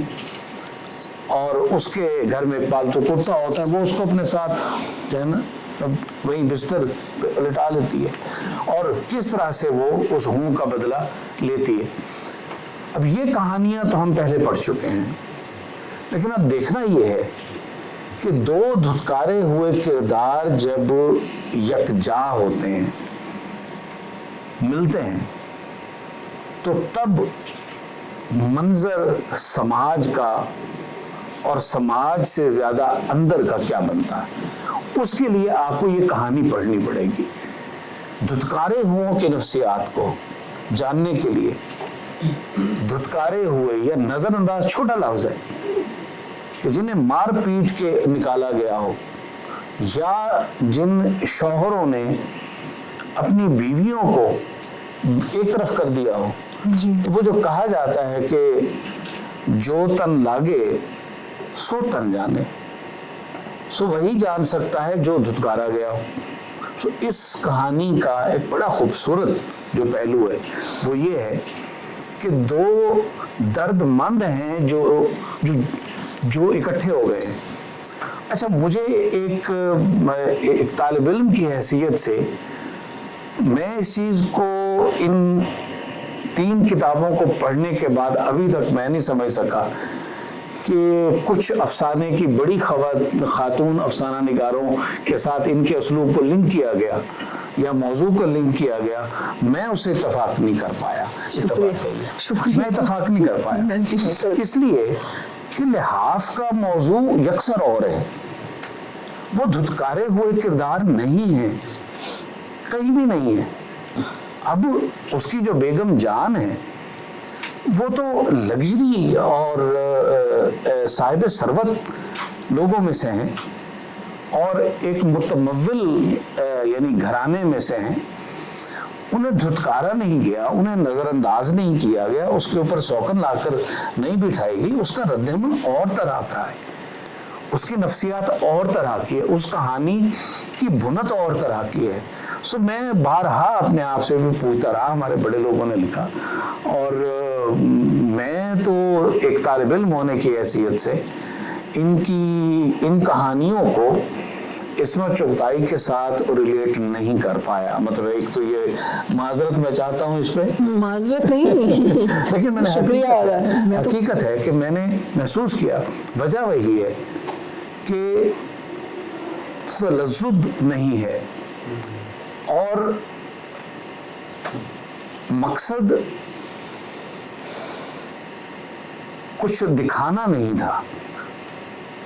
ان کی کہانیوں میں بنیادی المیہ جو ہے وہ یہ ہے کہ جب کسی کردار کو اس کے گھر سے، جیسے کہ مشتری ہیں اس کی ایک اہم کردار، یا کسی کردار کو سماج کی طرف سے مکمل طور پر دھتکارا جاتا ہے، اور وہ جب دونوں مل جاتے ہیں تو پھر وہ دونوں مل کر اپنا درد کیسے بانٹتے ہیں، یہ بنیادی طور پر دو درد مندوں کی ببتا ہے جو اس کہانی میں بیان کی گئی ہے۔ اور اس میں جملہ ہے کہ عورت کسی کے آگے جب من ہلکا کرتی ہے یا اپنا مسئلہ کسی کو سناتی ہے، وہی اس مسئلے کا حل بھی ہوتا ہے۔ گویا گھن کے اناج کی بوری کسی بہتے دریا میں بہا دی۔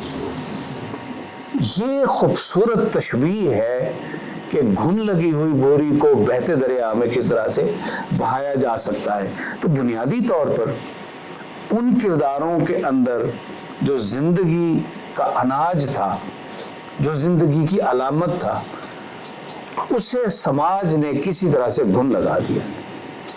اب وہ اپنی گھن لگیا ہوا اناج کدھر لے کر جائیں؟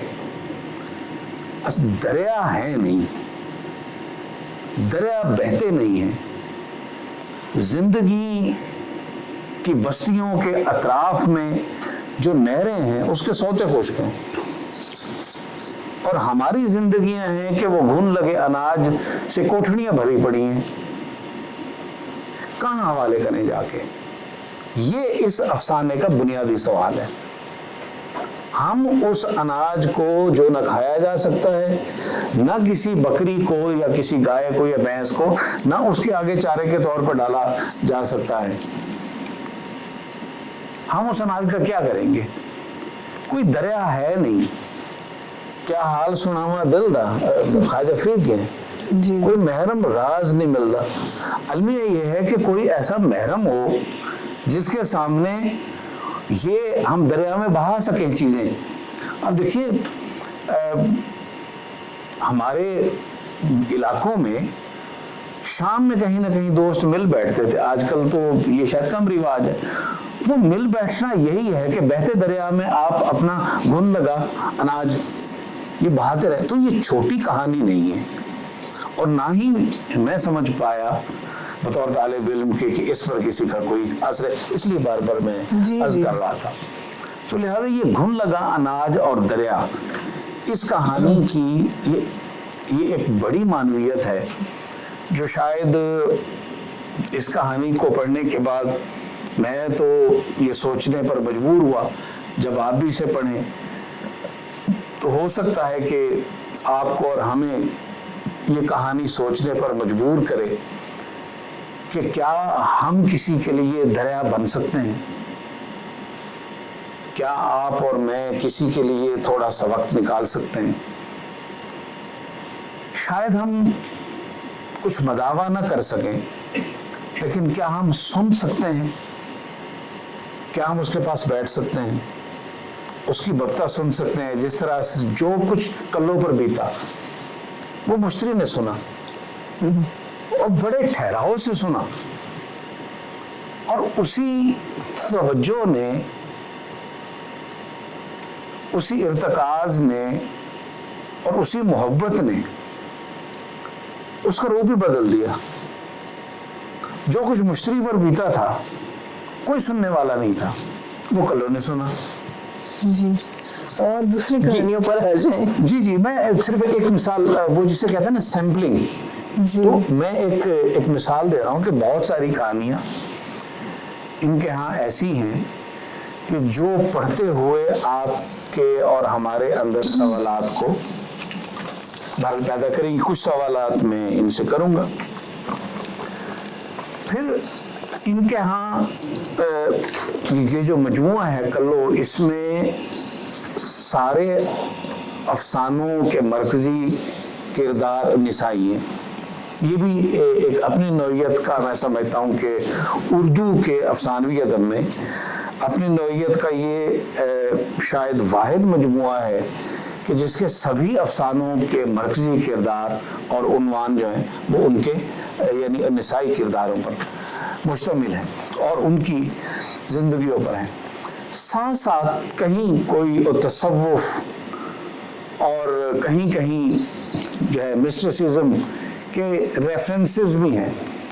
اب ان دونوں کے تعلق میں اگر رومی اور شمس کا حوالہ آتا ہے تو میرا دھیان تو پھر عصمت کی طرف کم ہی جائے گا, میرا دھیان تو پھر کہیں اور جائے گا.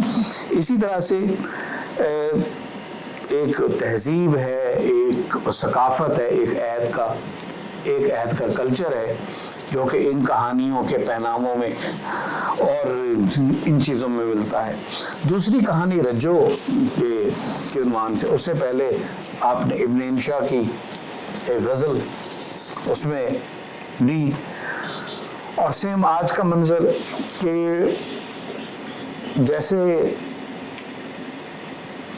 بیابانوں میں کوئی چاند پورے بیلے کو روشن کرتا ہے, ہو سکتا ہے کہ ایسے ہی کچھ گھرانوں میں کوئی ایک کردار ایسا ہو کہ جو پورے گھر کے مردوں کو روشن کرتا ہوں, ان کی آنکھوں کو ٹھنڈا کرتا ہوں, وہ چاہے کام کرنے والی ہو جائے. تو وہ بھی ایک دلچسپ کہانی ہے. اسی طرح سے آپ نے ابھی باجی کا ذکر کیا, میرے خیال میں ہم میں سے جتنے بھی لوگ یہاں بیٹھے ہیں ہم سب کی زندگیوں میں کوئی نہ کوئی ارلی اسکول کے فیز میں کہیں نہ کہیں کسی نہ کسی باجی کا کوئی نہ کوئی امیج ضرور ہوگا. وہ مصر کے تو شاعر نے بڑی اچھی نظم بھی لکھی تھی کہ غزالہ باجی آپ کتنی اچھی تھیں, اور بڑی شاندار نظم ہے وہ. تو اس کہانی کا عنوان بے شک باجی ہے, مرکزی کردار باجی ہے, لیکن ایک طالب علم کی حیثیت سے جہاں تک میں سمجھ پایا یہ زوال آمادہ تہذیب اور ثقافت کا نوع ہے. وہی باجی کہ جس کے غفار منزل میں ہیرے گم ہونے پہ تھوڑا سا شور مچا, پھر ٹھہر گیا, چاہے کوئی بات نہیں, اور اس کو مختلف زمانوں میں دکھایا گیا. 1962 1962 باقاعدہ ذیلی عنوانات کے تحت لکھا گیا کہ تقسیم سے پہلے वहाँ के लोगों का रिस्पॉन्स किसी नुकसान पे क्या होता था, फिर 62 में क्या हुआ, फिर 2002 में क्या हुआ, बदलता जाता है। मुख्तसर ये कि वो घराना, वो मंजिल, वो घर जहाँ एक जड़ाव और बड़े हार में से एक हीरा गुम हो गया, तो उसमें थोड़ा सा बस पूछताछ हुई।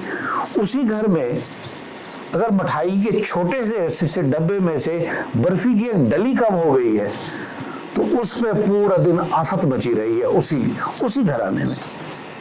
ये तब्दीली जिस तरह से हमारे कल्चर में आई है कि कैसे हम बड़े बड़े तूफानों को ऐसे हाथ के हल्के से इशारे से हम दरगुजर कर देते थे, और कहाँ अब आके हम एक हल्का सा तिनका भी बर्दाश्त नहीं होता। मंजिल, गफार मंजिल वही है, शहर वही है जी, सिर्फ नस्ल का फर्क है और टाइम का फर्क है। तो ये और तब्दीली हमारे यहाँ कैसे रूनुमा हुई। और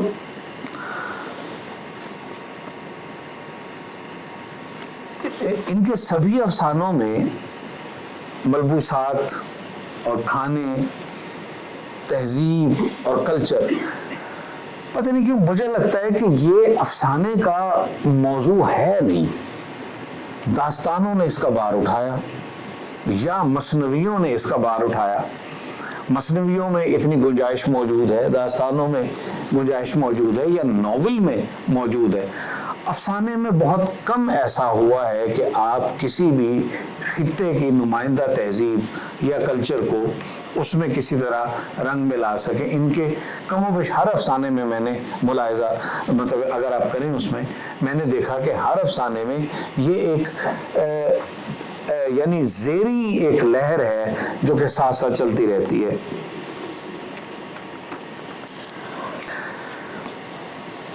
और इत्तफाक है कि हम उर्दू के जो लोग हैं वो दिल्ली और लखनऊ के ज़्यादा नज़दीक रहे, और वहाँ के मौसमों से, वहाँ की इन चीज़ों से, उसकी वजह मीर हैं, गालिब हैं, मीर अनीस हैं और एक फहरिस्त है। लेकिन दक्कन से हमारा तारुफ बहुत कम हुआ। उसमें ले दे के हमारे पास अजीज़ अहमद रह जाते हैं कि अजीज़ अहमद की वसातत से हम कुछ दक्कन को जान पाए, और हम वो बहादुर शाह जफर के उस शेर की भी सही तरीके से दाद न दे सके कि कौन जाए ज़ौक़ का, कि कौन जाए ज़ौक़ दिल्ली की गलियां छोड़कर और दक्कन में है कदरे सुखन। दिल्ली और दक्कन का जो एक यानी फ़र्क है शेरी रिवायत में, वली दक्कनी और वली दक्कनी के दिल्ली जाने के बाद उसके यहाँ क्या इनकलाब आया, उर्दू के तालिब इल्म जानते हैं। अगर आप मुझे थोड़ी सी इजाज़त दें तो मैं इस पर बात करना चाहूँगा। जी बिल्कुल। आज़म साहब, हमारे तालिब इल्म जानते हैं कि वो इलाके जो मुग़लों और फ़ारसी के असर से थोड़ा सा परे थे, वहाँ पर जो लोकल कल्चर है या वहाँ की जो मुकामी बहरें या औज़ान हैं शायरी के, वो राइज थे। जैसे यानी मौसमों के नाम है या महीनों के नाम है या त्योहारों के नाम है, वो उस मरकज गुरेज थे थोड़े से, उनका कल्चर, उनका रहन सहन, उनका अदब। मैं डेरे गाजी खान गया एक दफ़ा, रास्ता भूल गए, तो किसी रेडी वाले से पूछा कि शहर से बाहर निकलना है। उसने कहा जी फलां जगह पे चले जाएं, उस पुल से। उसने अपनी लोकल लैंग्वेज में कहा उब्बे वाले पास थे। अब मेरे जो साथ बैठे हुए थे उन्हें नहीं पता था कि उब्बा क्या होता है, ये नॉर्थ, ये शुमाल। तो मेरे साथियों ने कहा कि यार यहाँ जो नाम लिए हैं इन्होंने यानी समतों के, हम तो उससे वाकिफ नहीं हैं। मैंने कहा इनकी समतें ठीक हैं, शायद हमारी गलत हो गई हैं। तो दक्कन में वहाँ पे और उसके अतराफ में गोलकंडा और बाकी जो आपने जिक्र किया, वहाँ की अदबी रिवायत में और वहाँ का जो कल्चर है वो थोड़ा सा दिल्ली से और लखनऊ से कुछ हद तक मुख्तलिफ था। जैसे कि इनके एक अफसानों में है, जहाँ सिर्फ हैदराबादी तआम का इंतज़ाम था, दिल्ली के पकवानों का वहाँ जिक्र तक हराम था। तो ये शेड्स भी कहीं ना कहीं इनके अफसानों में कहीं ना कहीं किसी न किसी जगह कि दिल्ली के जो पकवान हैं उनका जिक्र वहाँ नहीं किया जाता था। तो वो चाहे पकवान हो या कुछ और हो। तो हम उर्दू की शेरी रिवायत में भी और उर्दू की अफसानवी रिवायत में भी हम थोड़ा सा दक्कन की सकाफत और दक्कन का जो अतराफ है उससे थोड़े से ना आशना रहे हैं। इनके अफसानवी मजमूओं की ये बड़ी मानवियत है कि ये खला जो हमारे यहाँ मौजूद था उर्दू अफसानवी अदब में, नया जो फिक्शन अब आ रहा है, तो मैंने इन दो अफसानों को ख़ास तौर पे इस तरह से देखा कि वो तहजीब जो कि शायद आपने भी उस तरह से पूरे हवास में नहीं देखी होगी, आपने इनहर्ट किया उसे, वो किस तरह से इन अफसानों के अंदर मिलती है। और इनको सब कुछ ना बता दें, इनको खरीद के पढ़ने दें। जी, ये वही सवालात हैं जो कहें। दूसरा इनका तजस्सुसी खत्म हो हाँ, वो अब जनाब मेरा आपसे एक जो है मेरे ख्याल में अब मैंने बहुत सारे इनके कमोबेश हर अफसाने पर जो एक बुनियादी जो तासुरात हैं वो मैं इंशाल्लाह एक मजमून की सूरत में कभी लिख के पेश करूँगा। तो एक तो मुझे ये बताइए कि और खासतौर पर हमारे हाज़रीन की तरफ कि आपका अफसाने की तरफ आने का ध्यान कैसे हुआ? बस कुछ लिखना था तो पहले तो नॉवेल नहीं लिख सकती थी, प्रैक्टिस के लिए शॉर्ट स्टोरी लिखी, तो अफसाने से आगाज़ किया। अच्छा, अफसाने से भी पहले मैंने थिएटर लिखा है क्योंकि मैं डॉक्टर अनवर सजाद साहब की शागिर्द हूँ नापा में, तो उन्होंने 10 से ज़्यादा कोई अपने तैयार नहीं किए शागिर्द वहाँ पर, और वो ज़ाहिर है उनकी ज़िंदगी के आखिरी कोई 10-15 साल रह गए थे, तो जो भी उन्होंने अपना बचा कुछ दिया है हमने उससे ही फैज़ पा लिया। तो थिएटर मैंने पहले लिखा और उसके बाद उनकी हयात में अफसाना नहीं लिखा था क्योंकि हम फिक्शन पढ़ते थे लेकिन थिएटर पर ही ज़्यादा जोर था। तो बस 2000 बल्कि रज्जो मेरा पहला अफसाना था, एक फेस्टिवल में मुझे पढ़ना था, कैफ गजनवी जो है उन्होंने कहा कि मुझे नोटी सा अफसाना लिख कर पढ़ो। मैंने कहा मैं इतनी सोबर चीज़ में कहाँ नोटी कुछ लिखूंगी, लेकिन बस लिख दिया, बस फिर कलम रुका नहीं, फिर कुछ ना कुछ लिखती। कर लो दूसरी कहानी है नंबर 2। दक्कन का ख्याल और दक्कन से वाबस्ता लोग, उनकी कहानियाँ, वहाँ के ख़ानदान जो कि फिर बाहर भी जा बसे और कुछ यहाँ है, इसका पस मंज़र क्या है? इसका अगर मेरा अपने तारुफ पढ़ा है जो भी, तो पहली लाइन में ही है वालिदैन का ताल्लुक हैदराबाद दक्कन से। तो एक तो ये तहजीब जो है वो अपने आप में खुद बहुत ही डिक्टेटिंग है, किसी और को जगह देते नहीं है ये लोग। तो मेरे वालिदैन क्या ही होंगे, वालिद खुद शायर थे और अम्मी मेरी मैं समझती हूँ बहुत अच्छी कोई स्टोरी टेलर थी। तो जितना आप देख रहे हैं, और हम गए भी हैं, अम्मी लेकर भी जाती थी हमें, तो अम्मी से सारे तस्करे सुने हैं मैंने, अपने ननिहाल के, बाजी के और नाना के, उस ज़माने के। तो बस वो मेरे जहन में सब होते चले गए। तो हैदराबाद को तो मैं, बल्कि अब मेरा एक नया नॉवेल है उसका भी एक ट्रैक हैदराबाद दक्कन का ही होगा कि वहाँ के लोग निकल के ऑस्ट्रेलिया में बसे हैं, अमेरिका में बसे हैं और कराची में भी बसे थे, तो उन पर कभी किसी ने बात नहीं की उस तरह से। तो आई विल डू दैट। आपके अफसानों में हमें वो यानी हिजरत का एक और तस्वुर भी मिलता है। एक तो हिजरत वो है कि जो कि यहाँ पाकिस्तान में हुई, लेकिन एक हिजरत वो है जो पाकिस्तान से बाहर और कोहे और निदा से आवाज़ आने की देर है और यहाँ की आबादी तैयार बैठी है कि हम निकले यहाँ से किसी तरह। तो उस हिजरत को आपने कैसे महसूस किया? आपने अच्छी चीज़ नोट की। जाहिर है वो भी अम्मी वहाँ से आई थी, अम्मी अब्बा यहाँ ज़िंदगी शुरू की, तो मैं छोटी ही थी, लेकिन जब बड़ी हुई तो याद आया कि वो अपने वालिद के इंतकाल पर इंडिया नहीं, हिंदुस्तान नहीं जा सकी, भाइयों के इंतकाल पर किसी शादी गमी किसी में नहीं जा सकी, और वो बहुत बोलती थी, ख़त आते थे, हम सब देखते थे, तो बस वो जहन में बैठता गया और मेरे किरदार ही वहीं के हैं। फिर जो है लेट 80s में मेरे भाइयों ने अमेरिका जाना शुरू किया, तो वो हिजरत भी बड़े करीब से देखी। फिर खुद अफ्रीका चली गई, तीसरी हिजरत हो गई। तो वो दरिया पे दरिया आ ही रहे हैं, एक और दरिया का सामना था हो रहा है, तो वो कहानियों में तो आना ही था। फिर आपकी कहानियों में इत्मीनान नहीं है कि जो लोग बाहर गए, क्योंकि इस वक्त नौजवान नस्ल हमारे सामने बैठी है, इवन हमारी आबादी में ये बहुत इश्तियाक है जाने का, लेकिन आपका तख्लीकी तजुर्बा जो है वो ये बताता है कि ये जिंदगी में घाटे का सौदा है। ऐसा ही है, घाटे ही का सौदा है। मैं तो 18 साल रहकर आई, खैर मैं तो एक्सपेट्रिएट गई थी ना, कोई लीगल था, लेकिन मैंने लोगों को देखा है, इलीगल इमिग्रेंट्स को देखा है, पुलिस से छुपते हुए देखा है, मॉर्गेज पे मकानों के कर्जे उतारते हुए, स्टूडेंट लोन उतारते हुए, खुदा जाने क्यों रह रहे हैं वो जूते लाते खाते हुए। तो बस ऐसा ही है, लेकिन जो लोग गए हैं I am happy for them, अच्छी बात है, गए हैं, नया फ्यूचर बना रहे हैं, लेकिन अंदर से आप घर या अपना वतन छोड़ के चले जाते हैं, लेकिन वो वतन आपके अंदर से नहीं निकलता, किसी सूरत नहीं निकलता, और खासकर एक मिडिल एज में आने के बाद तो लगता है खींच रहा है वापस आपको। पता नहीं, मैं जितने लोगों से मिलती हूँ, बात करती रहती हूँ, मेरी खुद खाला थी, उनकी हमेशा एक विशफुल थिंकिंग रहती थी, जबकि वो शिकागो में तो खुदा जाने मेरी पैदाइश से पहले से हैं, लेकिन जब भी मैं मिलती हूँ तो कहती हैं कि समीना बस मैं मकान ले लूँगी कराची में और ये कर लूँगी, एक प्लॉट बना लूँगी और फिर मैं नहीं आऊँगी अमेरिका, और वो आज भी वही है, आज भी वही।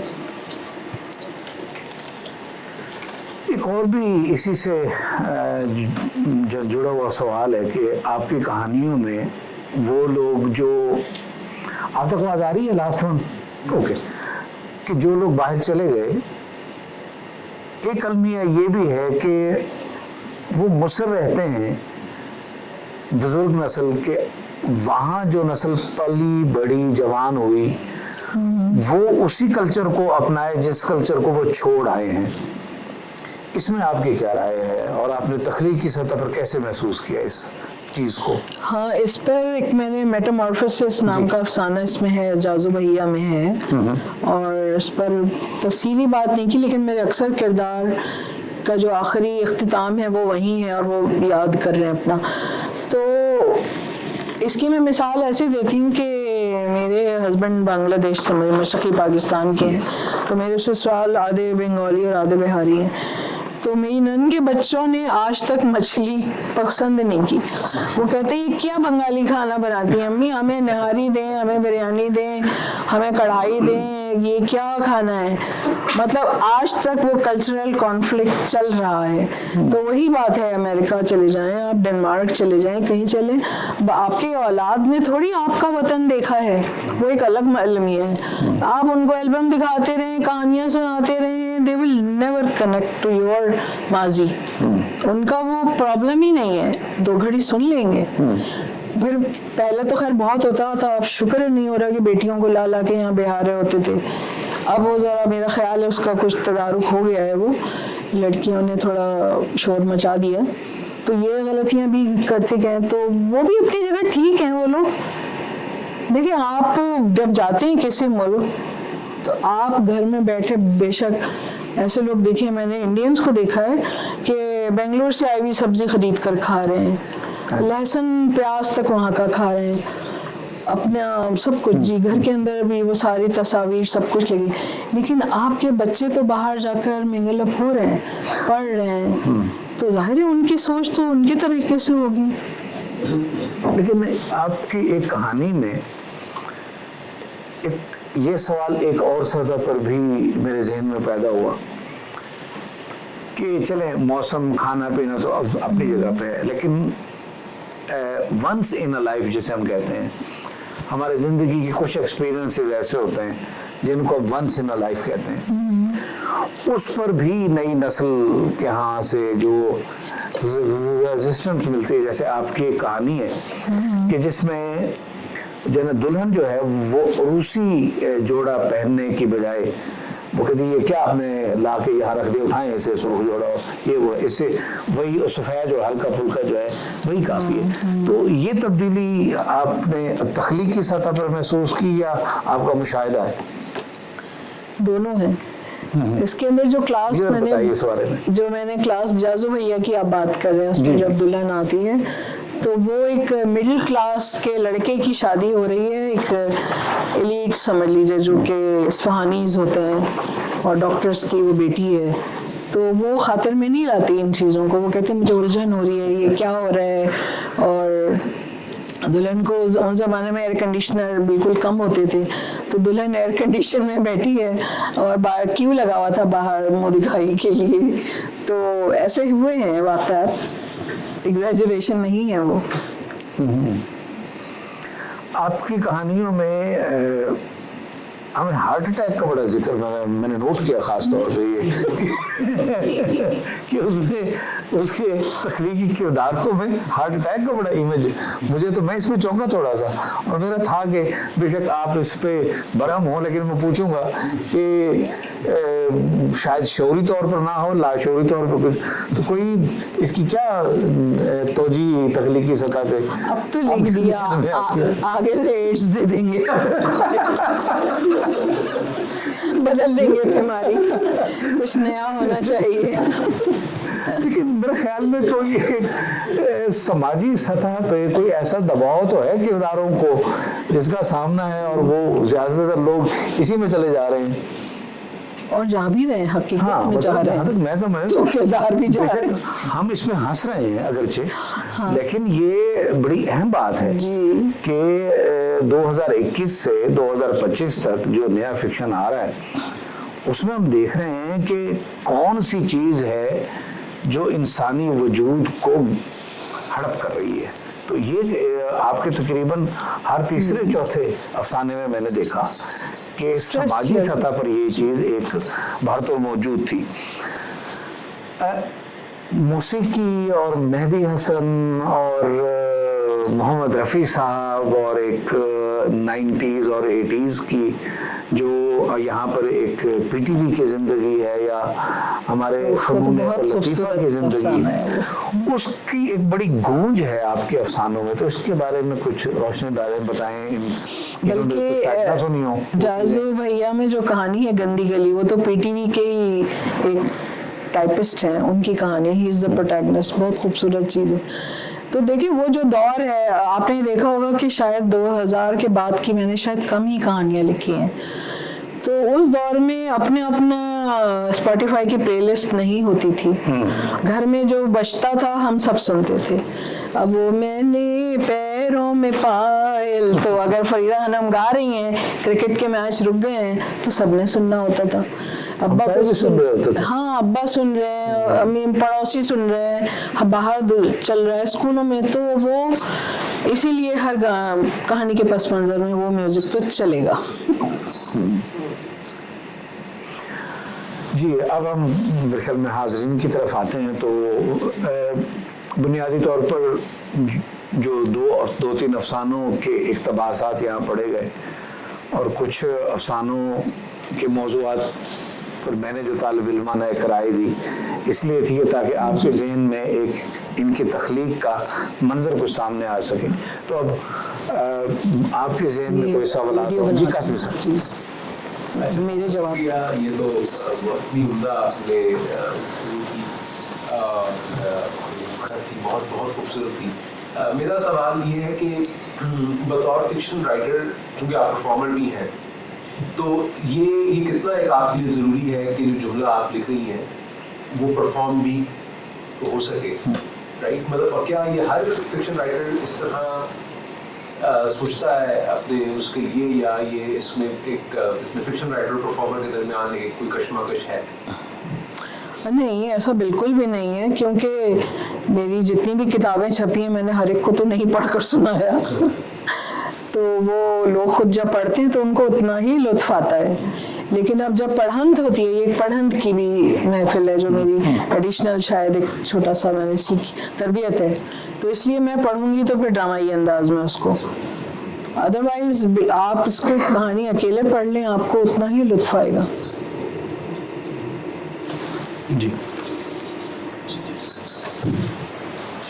میری 2 سوال ہیں چھوٹی سے. آپ نے ایک تو جو چند افسانوں کے اقتباس پڑھی، اس میں آپ نے جو صدا کہی اور آپ کے پڑھنے کا انداز تھا وہ بہت خوبصورت تھا، جو کہ یقیناً آپ نے وہ ڈاپر کا ذکر کیا تھوڑی دیر پہلے، اس میں ہے. تو آپ آج کے جو اسٹوڈنٹ ہیں وہ اس طرح اگر پڑھنا چاہیں تو آپ کیا ان کو ایڈوائز کریں گی؟ اور دوسرا یہ ہے کہ آپ کے افسانے ابھی تو بک آ گئی ہے، باہر ہم جا کے خریدیں گے، پڑھیں گے. مجھے یہ بتائیں کہ افسانہ لکھتے وقت یہ کیا سارا یہ جو تخلیقی عمل ہے یہ شعوری ہے لا شعوری؟ کیونکہ یہ جو ابھی سیفانی صاحب آپ کا ایک جملہ پڑھ رہے تھے کہ گھر جو ہے ہوتا ہے وہ صرف کاغذ اور کیلنڈر پر ہوتا ہے، یہ میرے خیال سے یہ شعوری کام ہے، یہ ہم ویسے نہیں لکھ سکتے. یہ واقعی یہ چیز لا شعور سے آتی ہے، اس طرح کی جو چیزیں ہوتی ہیں، تو اس بارے میں بھی تھوڑی سی آپ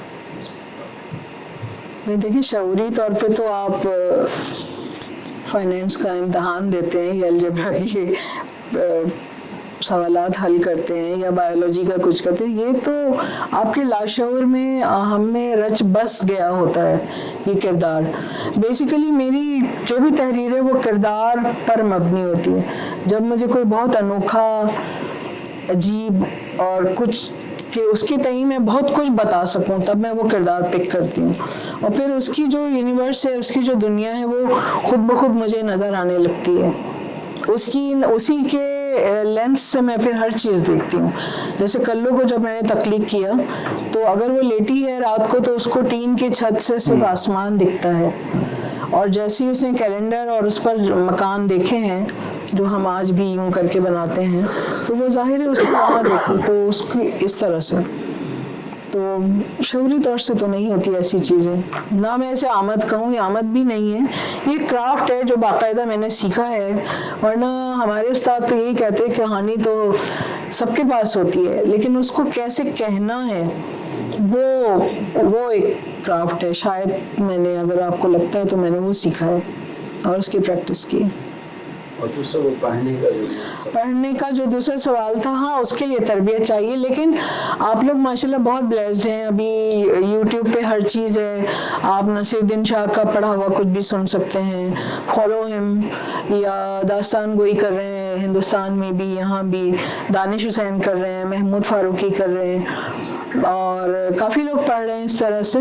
تو آواز کا بس اتار چڑھاؤ، جیسے بہت پہلے ریڈیو پلیز ہوتے تھے، تو یوٹیوب میں تو مطلب خزانہ ہے اگر آپ تلاش کریں. اگر آپ کوئی ڈرامہ اسکول نہیں جا سکتے، تھیٹر اسکول نہیں جا سکتے، ویسے میں نے کہا ہے یہاں ایک آدھ ورک شاپ ایسی ہونی چاہیے جس میں کہ ڈکشن اور وائس پر کام ہو.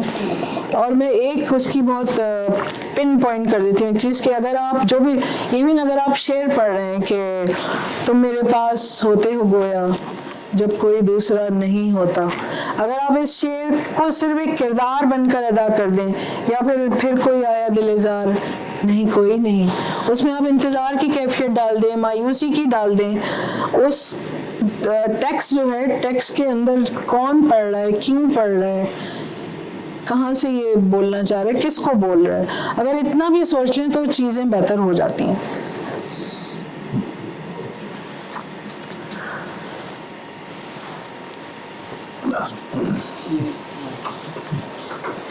ابراہیم آپ نے نہیں پوچھنا کچھ؟ میرے پاس ایک میرے بہت پرانے اسٹوڈنٹ ہیں جو کراچی سے یہاں آ گئے. اچھا ماشاء اللہ. اچھا 2 سوال ہیں بالکل ریلیٹڈ. آپ کا جو سائنس کا بیک گراؤنڈ ہے، مطلب آپ نے جو B S C honours zoology میں کیا اس کو بھی آپ نے مائنڈ کیا؟ میں نے آپ کے سارے سال نہیں پڑھے تو اس کو بھی مائنڈ کیا کچھ آپ نے اپنے بایولوجی میں کسی جرثومے وغیرہ کو یا کسی اس ایکسپیرینس کو سائنس کا اس کو آپ نے اپنے کرافٹ افسانہ کو اس پہ لکھا ہے؟ اور دوسرا سوال یہ ہے کہ یہ ناول تو بہت شاندار ہے آپ کا افریقہ کا, لیکن کہانیوں میں بھی آپ اس کو لائیں ہیں افریقہ کے اپنے طویل ایکسپیرینس ہے آپ کا وہاں رہنے کا, تو مجھے ہوتا ہے نا جیسے مشق ہوتی ہے کبھی جی. کچھ لوگ بڑے کینوس پہ جانے سے پہلے وہ کوئی افسانہ یا لکھتے ہیں جو شاید ایک سوچ تو کیا افریقہ کو بھی آپ لائیں ہیں اپنے افسانوں میں. نہیں, اچھا آئیڈیا دیا آپ نے, اب تک تو نہیں لائی کوئی کہانی شاید لکھی دی, کیونکہ ناول میں ہی کافی کچھ سمو دیا. دوسرے پہلا سوال کیا تھا؟ ہاں یہ ویسے میں کئی دن تک سوچتی رہی ناپا آنے کے بعد کہ میں نے انٹمالوجی میں فل کیا, کیوں کیا, کیڑوں میں اور مچھروں میں اور ٹڈوں میں. تو لیکن ایک پوائنٹ پر میں نے شکر کیا کہ میں نے یہ پڑھا تھا, کیونکہ اس سے مجھے نا ایک ریسرچ کی عادت ہو گئی ہے. فیکٹس میں مطلب بلف نہیں کر سکتی کسی بھی چیز میں, جب تک کہ میں اس کی پوری سورس تک نہ چلی جاؤں. تو سائنس پڑھنے سے یہ فائدہ ہوا, جیسے ڈاکٹر انور سجاد خود MBBS ڈاکٹر تھے, تو ایک آدھ کردار ڈاکٹر آیا ہوگا, انہوں نے تو وہ تو کہتے تھے کہ ہم درختوں کے لیے لکھتے ہیں اور درختوں کے بارے میں لکھتے ہیں, درختوں کے لیے نہیں لکھتے. تو بس اسی طرح ہے. السلام علیکم. وعلیکم السلام. جی مجھے آپ سے یہ پوچھنا ہے کہ آپ نے اپنے یہ 2 ناولس میں مجھے بتایا, ایک کریکٹرز ہے, ایک کلو اور ایک جازم ہے. آپ نے بتایا کہ ان دونوں کریکٹرز کو جیسے سر نے بتایا کہ دھتکارا گیا ہے, فور گرانٹیڈ لیا گیا ہے. میں یہ جاننا چاہتی ہوں کہ کیا آپ نے کوئی ایسا ناول بھی بنایا ہے جس میں آپ بتائیں لوگوں کو کہ جن لوگوں کو دھتکارا جاتا ہے, فور گرانٹیڈ لیا جاتا ہے, وہ اپنے آپ کو کیسے ابھاریں, اور کیا انہیں ابھرنے کے لیے کسی کے ساتھ کی ہی ضرورت ہوتی ہے. اور دوسرے یہ کہ جب ایک رائٹر کوئی افسانہ کوئی بک وغیرہ لکھتا ہے تو وہ 30% تو اتنا لکھتا ہے جو اس کی اپنی لائف میں ہوتا ہے. تو کیا ہے کہ آپ کے ساتھ بھی ہوا ہے کہ آپ کو فور گرانٹیڈ لیا گیا؟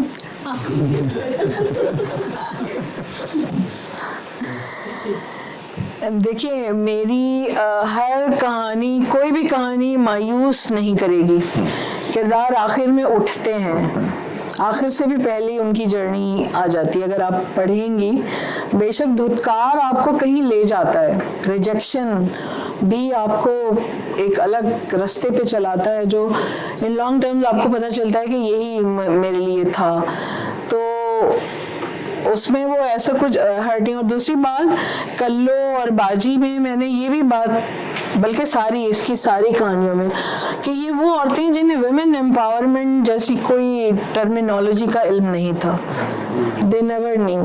لیکن اس زمانے میں, اب میں جھانسی کی رانی یا رضیہ سلطان کی بات نہیں کروں گی, عام گھریلو عورتیں ایسے ڈیسیجنز لیتی تھیں کہ جو ان کو کہیں نہ کہیں لے گئے ہیں.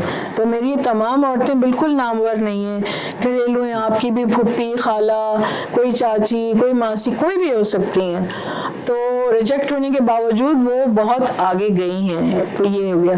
دوسرے یہ کہ ہاں رائٹر بالکل جھلکتا ہے اپنی کہانیوں میں.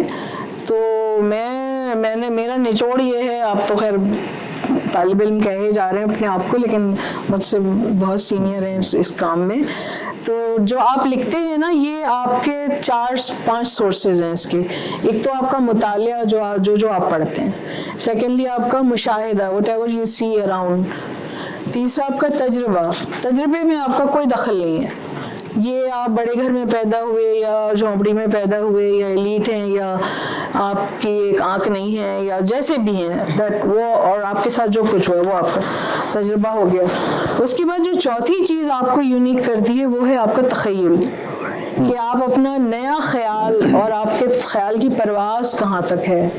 جیسے کبھی کسی نے الادین یا اڑتا قالین سوچا ہوگا تو آج ہم کہیں پہنچے وغیرہ وغیرہ. اور ایک چیز کا اور اضافہ ہے فکر. اگر آپ کوئی فکر کرتے ہیں تو اس طرح سے, تو میں جو مشاہدہ والا پارٹ ہے, اس تجربہ والا پارٹ ہے, شاید میں اس میں کہیں وہ 30% نہیں ہوں کہیں پر بھی. میں نے اچھی زندگی گزاری ہے الحمدللہ. جی آپ نے ابھی تجربے کا ذکر کیا کہ اس میں آپ کا اپنا کوئی کیا آپ یہ کہنا چاہ رہی کہ یہ بس کوٹا ہے جو آپ کے ساتھ ہے؟ Isn't there also an element کہ جو جیسے جس طرح میتھڈ ایکٹنگ ہوتی ہے, تو اس طرح میتھڈ رائٹنگ بھی ایک پاسبلٹی ہے, مطلب کم از کم एक राइटर से खुद अपने काम के बारे में बता रहे थे कि उन्होंने एक किरदार लिखा था अपने नॉवेल में जो जिसने अपनी बीनाई खोई थी कहानी के दौरान, तो उसको पोर्ट्रे करने के लिए, उसकी कैफियत को समझने के लिए उस राइटर ने ये किया कि कई महीने जो है अपने आंखों पर पट्टी बांध ली और उस तरह से अपनी जिंदगी गुजारी। तो आई मीन ये भी एक पॉसिबिलिटी, इसके बारे में कुछ कहना चाहेंगे? ये देखिए अपना अपना तरीका है, उनकी शायद ऑब्जर्वेशन कम होगी तो उनको ही ज़रूरत पड़ी, मुझे ऐसी कभी मुसीबत नहीं पड़ी, मेरा अपना अंदाज है। बल्कि मैं तो ज़िद हो जाती हूँ, इतने ज़्यादा किरदार अब जमा हो चुके हैं इतने ज़्यादा जगहों पे, मैंने ट्रैवल भी बहुत किया है, अपने शौहर का बहुत पैसा लुटाया है, तो बहुत कुछ जगह, अभी मतलब तुर्की में, अभी तुर्की पर मैंने हाथ रखा नहीं है, 2 साल बहुत तुर्की गई हूँ मैं। मीर अक्सम में है? हाँ, मीर अक्सम हाँ है। अभी एक खेल तो मैं टर्किश प्ले किया था, तो हर जगह की कहानी है। लेकिन मैं, मीरा नायर मेरी बहुत समझ ले मेंटोर हैं, फिल्म मेकर, तो उनका एक जुमला है, मैं अपने नाम से नहीं कोट करती, कि अपनी ज़मीन की कहानियाँ अगर आप नहीं लिखेंगे तो फिर कौन लिखेगा। तो इसलिए अभी अपनी ही पूरी नहीं हो रही तो और क्या लिखें। जो आपका अफ्रीका वाला सवाल था वो भी अपना ही है तकरीबन। जी ये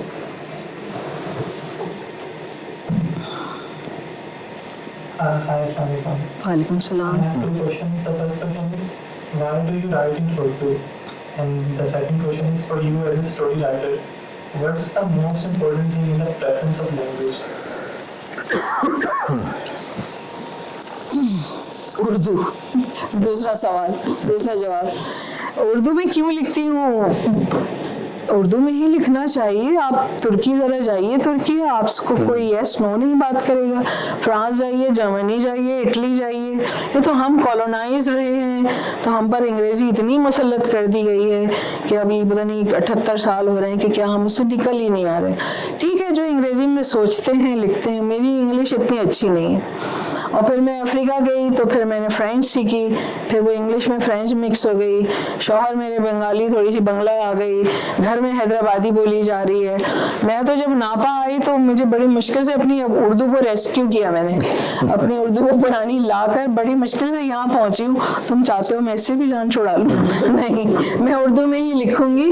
ट्रांसलेटर्स मौजूद हैं, मेरी इस दोनों किताबों का अंग्रेज़ी तर्जुमा हो चुका है और बहुत अच्छा हुआ, हिंदुस्तान से शाया होने वाले हैं।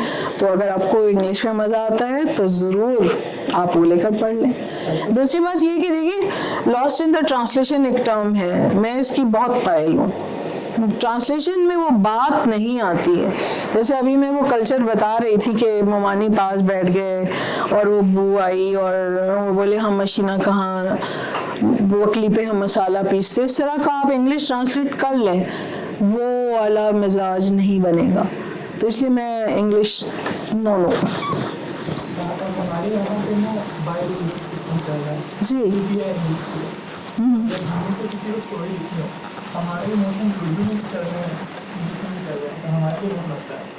अच्छा, पहले कहते थे गिनती और गाली अपनी ज़बान में देते, अब तो गालियाँ भी अंग्रेजी हो गई हैं, आसान वाली। तो भैया तुम्हारी नस्ल का मैं क्या करूँ, मुझे नहीं पता, जो दिल चाहे करो। असल शर्त है लिखो, लिखना शर्त है, इंग्लिश में लिखें, लिखना शर्त है और हर रोज़ लिखें। लिखने वाले को हर रोज़ एक मसल मेमोरी है।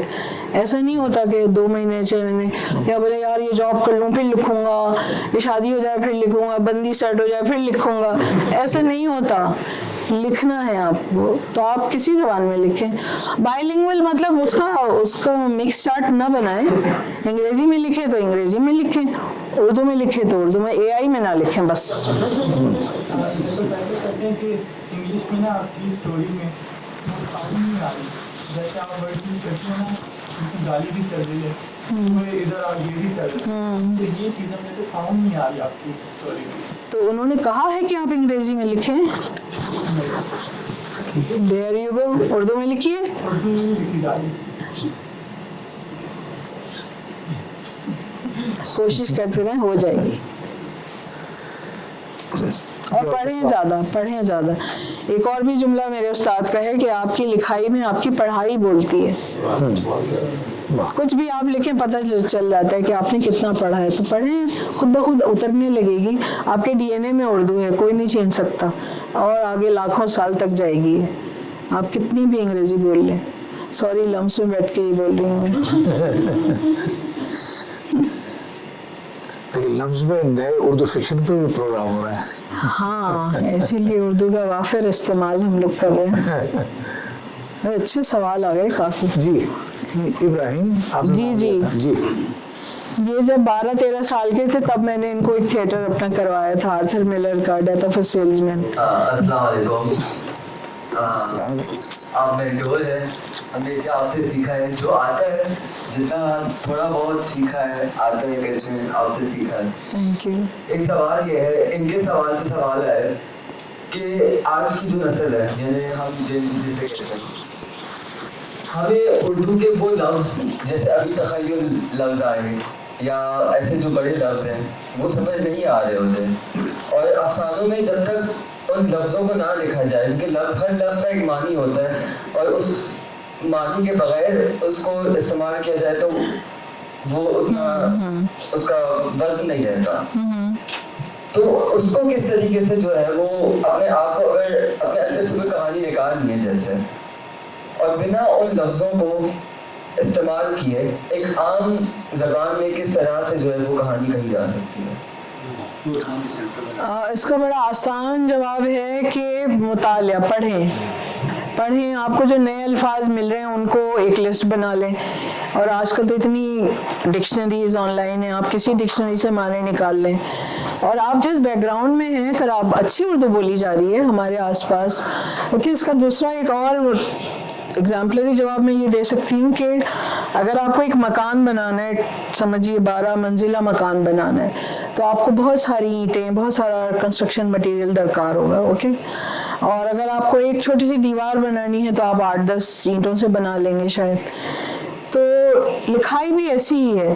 तो ये ईंटें जो हैं वो आपके अल्फाज हैं, जितना आपकी वोकैबुलरी होगी, और वो रातों रात नहीं आएगी। पढ़ते जाएं। मंटो की कहानियाँ बड़ी आसान है, मेरी आसान है, नातिक की कहानियाँ बहुत सारे माशाल्लाह आसपास हैं। रोज़ाना एक सफ़ा पढ़ें, आपकी एक साल में आप पहचानेंगे नहीं कि मेरी उर्दू कहाँ गई। तख़य्युल तो बहुत छोटा लफ्ज़ है, या फिर नापा आ जाओ। लेकिन शर्त है लिखो, सोचो और लिखो, क्योंकि लिखने वाले, वाकई आप सही कह रहे हैं, लिखने और पढ़ने वाले कम होते जा रहे हैं। जी, और कोई सवाल?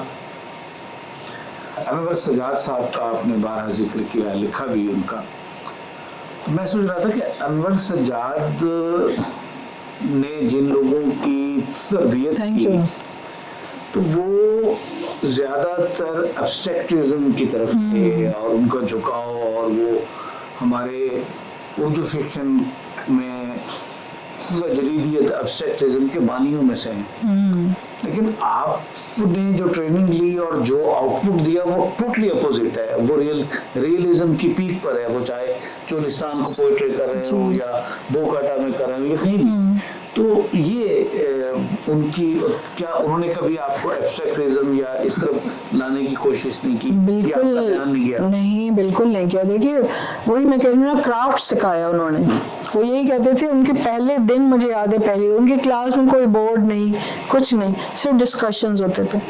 एक हम 8-10 लोग बैठे हुए हैं, वो सिगरेट पिए जा रहे हैं और हम सिर्फ सुन रहे हैं। उनके तो ख्यालात एकदम बुलबुलों की तरह होते थे, ये पकड़ लिया, ये नहीं समझ में आया, ये क्या कहा, इसको जाके पता करूंगी, इस तरह की बातें थी। फिर मैंने उनका काम भी पढ़ा, तो क्राफ्ट वो हमें सिखा के गए। उन्होंने कभी हमें जॉनर पे ये नहीं कहा कि यही लिखना है, रियलिज्म में लिखना है, रियलिज्म में लिखो, एब्सर्डिज्म लिखो। तो जैसे मैं देखी कोई रक्स सिखाता है, कोई कथक के महाराज हैं, तो उन्होंने ये कभी नहीं कहा होगा कि कथक छोड़ के तुम पॉप नहीं करना या भरतनाट्यम नहीं करना, अगर उसको डांस आ गया है तो वो कुछ भी कर लेगा। तो इसी तरह उन्होंने हमें कोई ख़ास उसमें नहीं सिखाया, नहीं ना कभी टोका, बल्कि ये उनके ज़माने में ही मैंने स्याही रे का एक थिएटर लिख दिया था तो उन्हें बहुत पसंद आया था, बहुत खुश हुए थे वो। जी, आप सबकी आमद का बहुत शुक्रिया। अब आखिर में मैं डॉक्टर गुरबानी से रिक्वेस्ट करूँगी कि आप कुछ सोवेनियर्स हैं जो मेहमानों की खिदमत में पेश करें, और इसके साथ ही हम आज की नशिस्त का यहाँ पे कंक्लूड करते हैं और बाकी जो गपशप है और सवालात हैं वो चाय करें।